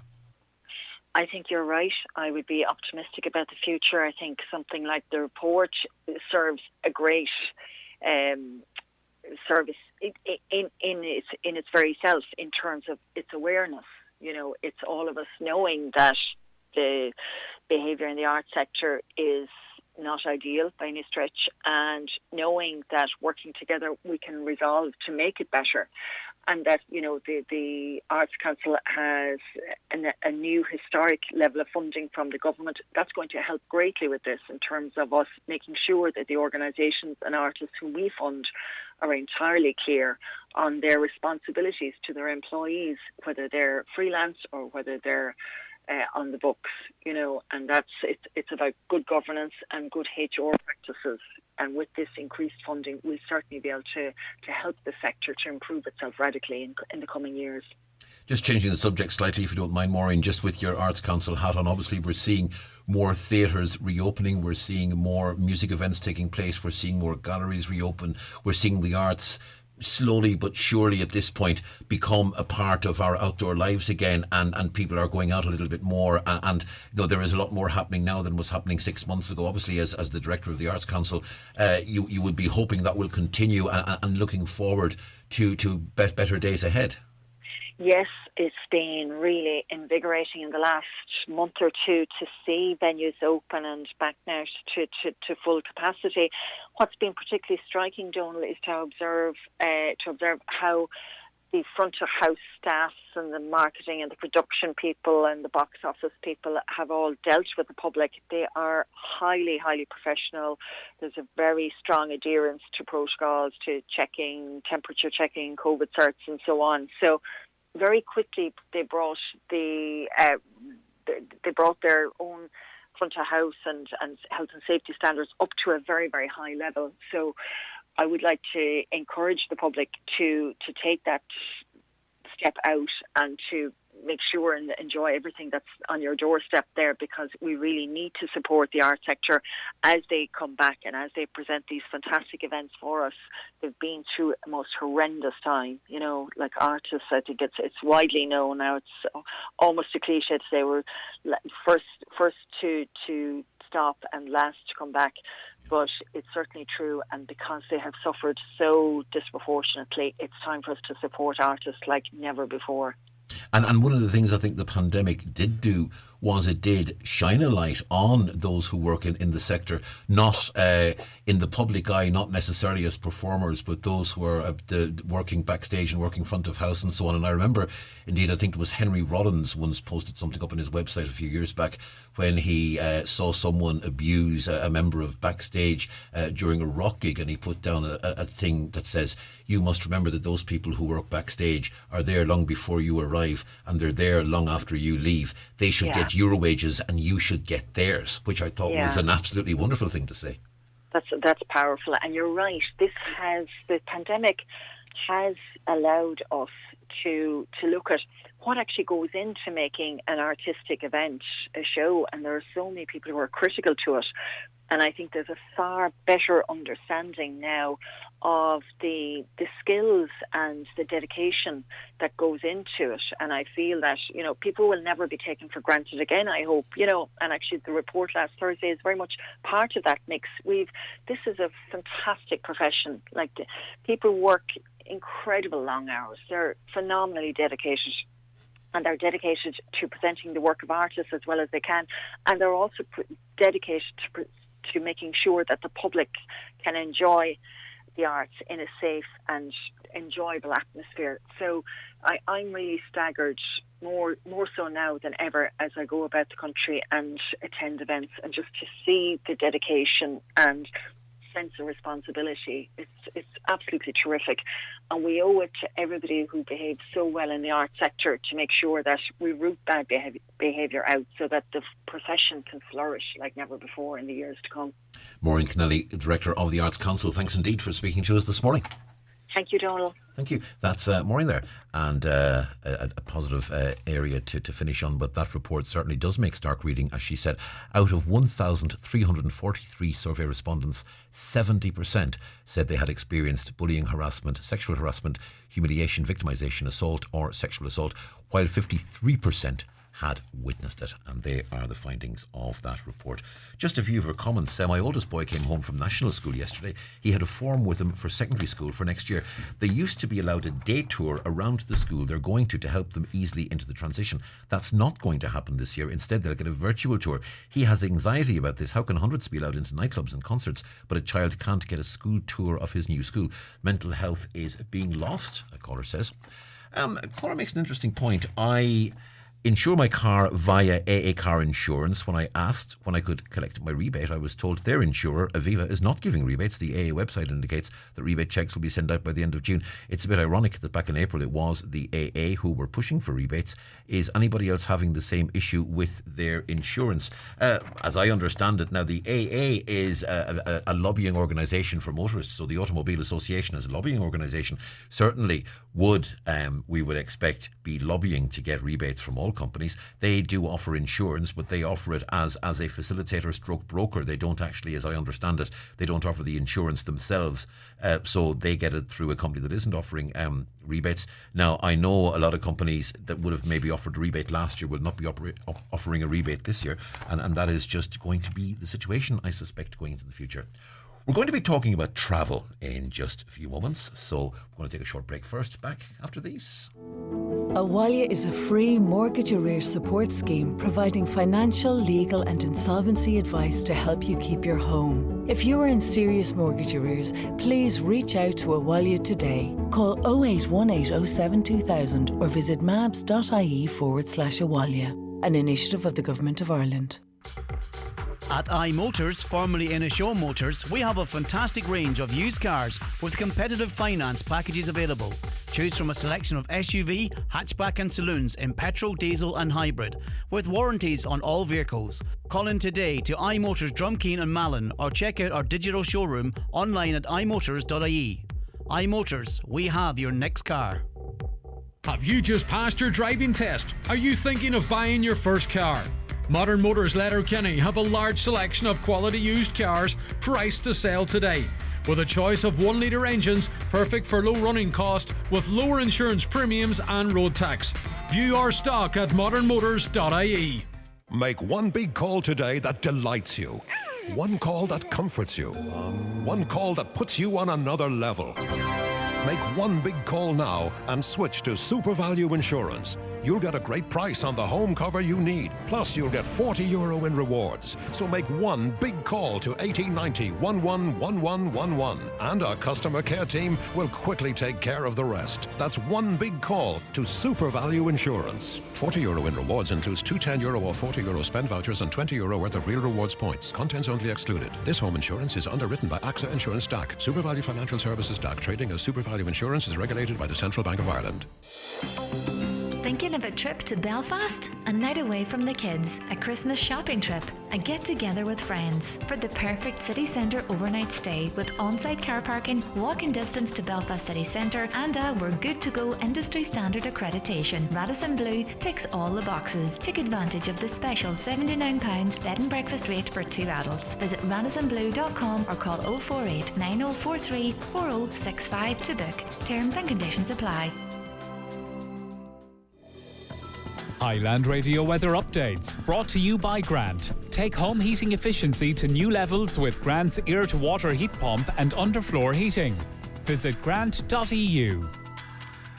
Windy today, strong and gusty southwest winds hitting gale force in coastal areas, rain and drizzle clearing from the east. It'll be rather cloudy into the afternoon, patches of rain and drizzle, mist and low cloud affecting some coastal areas and hills in highest temperatures of 14 to 16 degrees Celsius. We'll get a little lull in the rain in the afternoon, but persistent rain will arrive along the west coast later in the afternoon into this evening, staying wet and windy overnight with persistent and locally heavy rain extending to all areas. A clearance of scattered showers will develop towards dawn with temperatures not falling below 11 to 13. Southwest winds moderating inland. Tomorrow scattered showers and some drier and brighter intervals. Highest temperatures on Wednesday 14 to 16, moderate to fresh south to southwest winds easing later.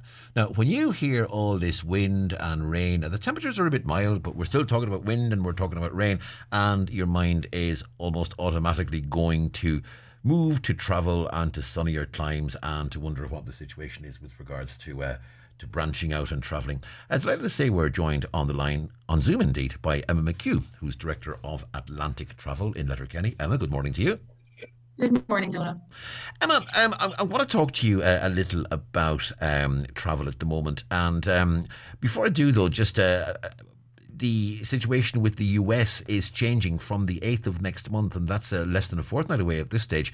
Non-immigrant adults travelling to the US will need to be fully vaccinated with limited exceptions. And I'm sure you and your clients are looking toward the US and wondering when that market's going to start reopening. How significant an announcement is this? Yeah, well, yesterday we got clarification from the Biden administration that the 8th of November is going to mark the day where leisure travel will be able to reopen for the US. What they have clarified is that everybody will need to be fully vaccinated. Those under 18, so between the ages of 2 and 17, will also need to be tested alongside those that are fully vaccinated. What we do need to wait for further clarification on is the minors, is the amount of time that they will be required to test prior to travel. We do know that for fully vaccinated adults, it will be 72 hours. However, there is speculation that it may only be 24 hours for those aged between 2 and 17. So we are waiting to hear that. We also got confirmation that the AstraZeneca vaccine will be recognised by the US for inbound tourism, which is a major issue, I suppose, for Irish residents, where we have, I think it's nearly about 16% of our population got the AstraZeneca. Now, the CDC in the US haven't recognised that. It's not on their list of vaccines, but they have made an exception for international travel, which is good. Right. And in terms of summer of next year, anecdotally, I'm hearing that for travel agents across the board, booking for summer 2022 is very strong indeed. It is indeed. I suppose what we need to remember is that we have a lot of rollover bookings as well. So the full capacity was never going to be there for summer 2022. I would say in the last 4 to 6 weeks, we've seen a big increase in people thinking about confirming something for 2022. Up until that, it was quite a lot of last minute holidays. But definitely in the last 4 to 6 weeks, we are looking at there is a huge demand there for 2022. We do hope that capacity will increase, certainly for Europe. The US then will be, I suppose, slightly different. There'll be a lot of reinstatement of routes that were there that have been taken off. So pricing for the US will be slightly different than for Europe.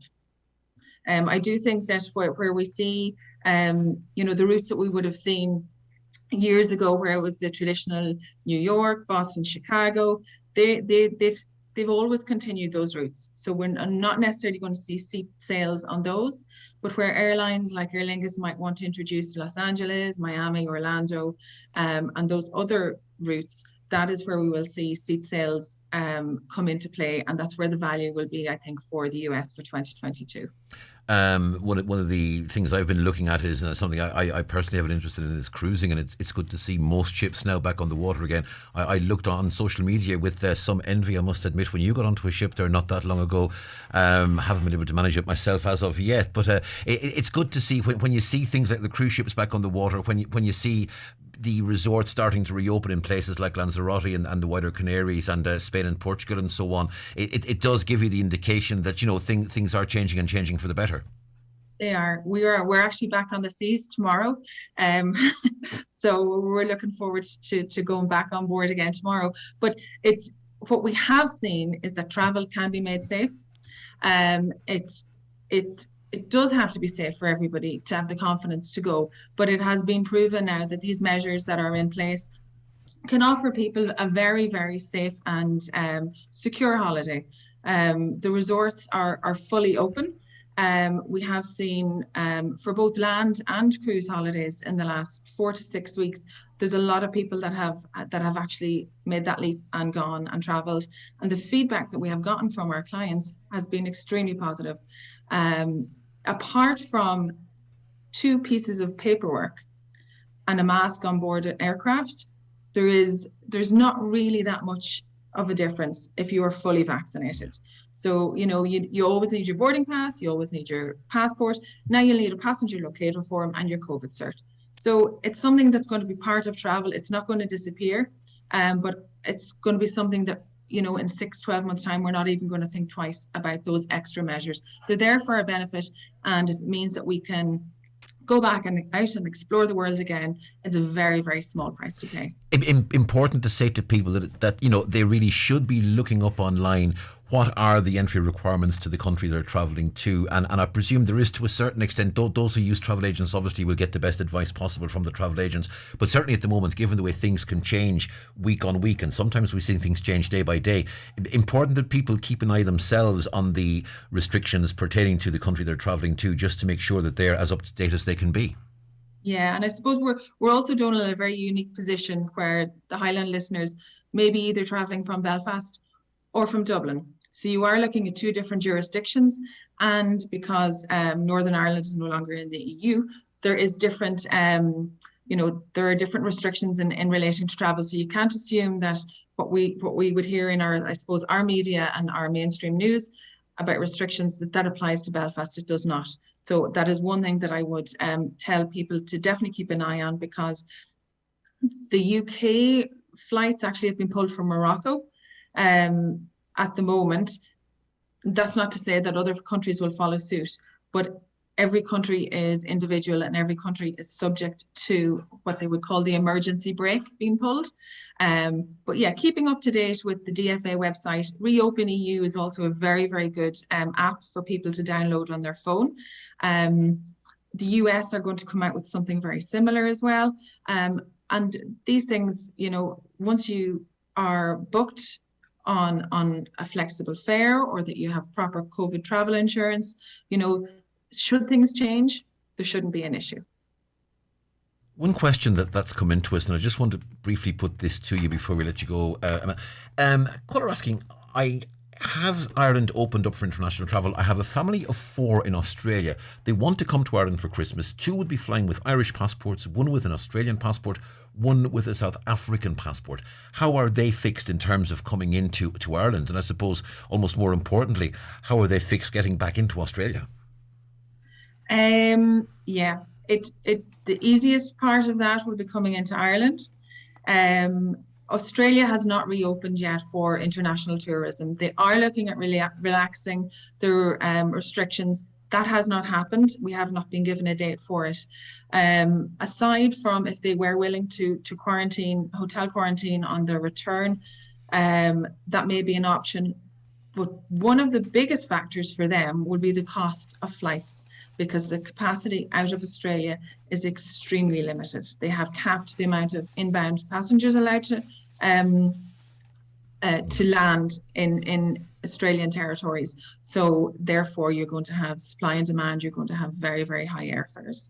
So I would, if it's a thing that they could hang on another, 3 or 4 months, it would possibly be a much easier journey for them then. But if there is an issue, it's likely to be on the Australian end rather than on the Irish end. Yeah. Yes. Emma, thanks very much indeed for speaking to us this morning. Emma McHugh there of Atlantic Travel. I will not pretend that I'm not absolutely jealous to be told you're going back on the seas again tomorrow. I have to ask, what ship? NCL Epic. Oh, interesting one. I've not done NCL yet, actually. I must do at some point. Emma, thank you very much indeed. Yeah. Great, thank you, Donald. That's Emma there, Emma McHugh from Atlantic Travel, and we're pretty much bringing the 9 till noon show to a close. Just a few minutes left. A few of your comments before we go. Caller asking, who is legally responsible if you have side effects from the vaccine? It's a question I can't answer. But it's something that can happen, and there is always going to be a warning that there may be side effects, and some people may have them. Whether there's a legal responsibility attached to it, I am not sure. What's the point of fireworks being illegal when they're everywhere? Gardaí have no resources to cope, never mind the illegal drugs epidemic. Another caller says, Ray, road safety, stand on any corner, watch the car and lorry drivers with phones to their ears. I could book into a hotel and not be asked for a vaccine certificate, yet if I want to go to music in the same venue, I am asked for a cert. How is that fair? So asks the caller. And a caller says, I was in a cafe this morning in an area of Donegal. They didn't take a name or number. There was no mention of a vaccine cert. I called the server to the table, asked them were they not tracking and tracing. The person went and got a pen and paper and took my name and number. And if they're not going to track and trace, how is anyone meant to know if there are cases after they have visited a certain place? And that's the question from a caller. And that's it from the 9 till noon show. I'm back with you tomorrow once again from, as the name suggests, 9 till noon. You can, of course, watch the playback of the programme on Facebook, and we will also be podcasting, of course, on the Highland Radio webpage, and we will be putting up the Community Garda slot as well on our own pages and on the Donegal Garda Síochána page as well. John Breslin is up next around the Northwest. Thank you to Caroline Orr for producing. Thank you to all our contributors, and most importantly, thanks to you for listening, for taking part, and for your comments. Back again tomorrow for myself, Donald Kavanagh. Have a very good day. Derry Halloween is transforming. Watch your step in this city of bones. Join the celebration, if you dare. Visit Derry Halloween.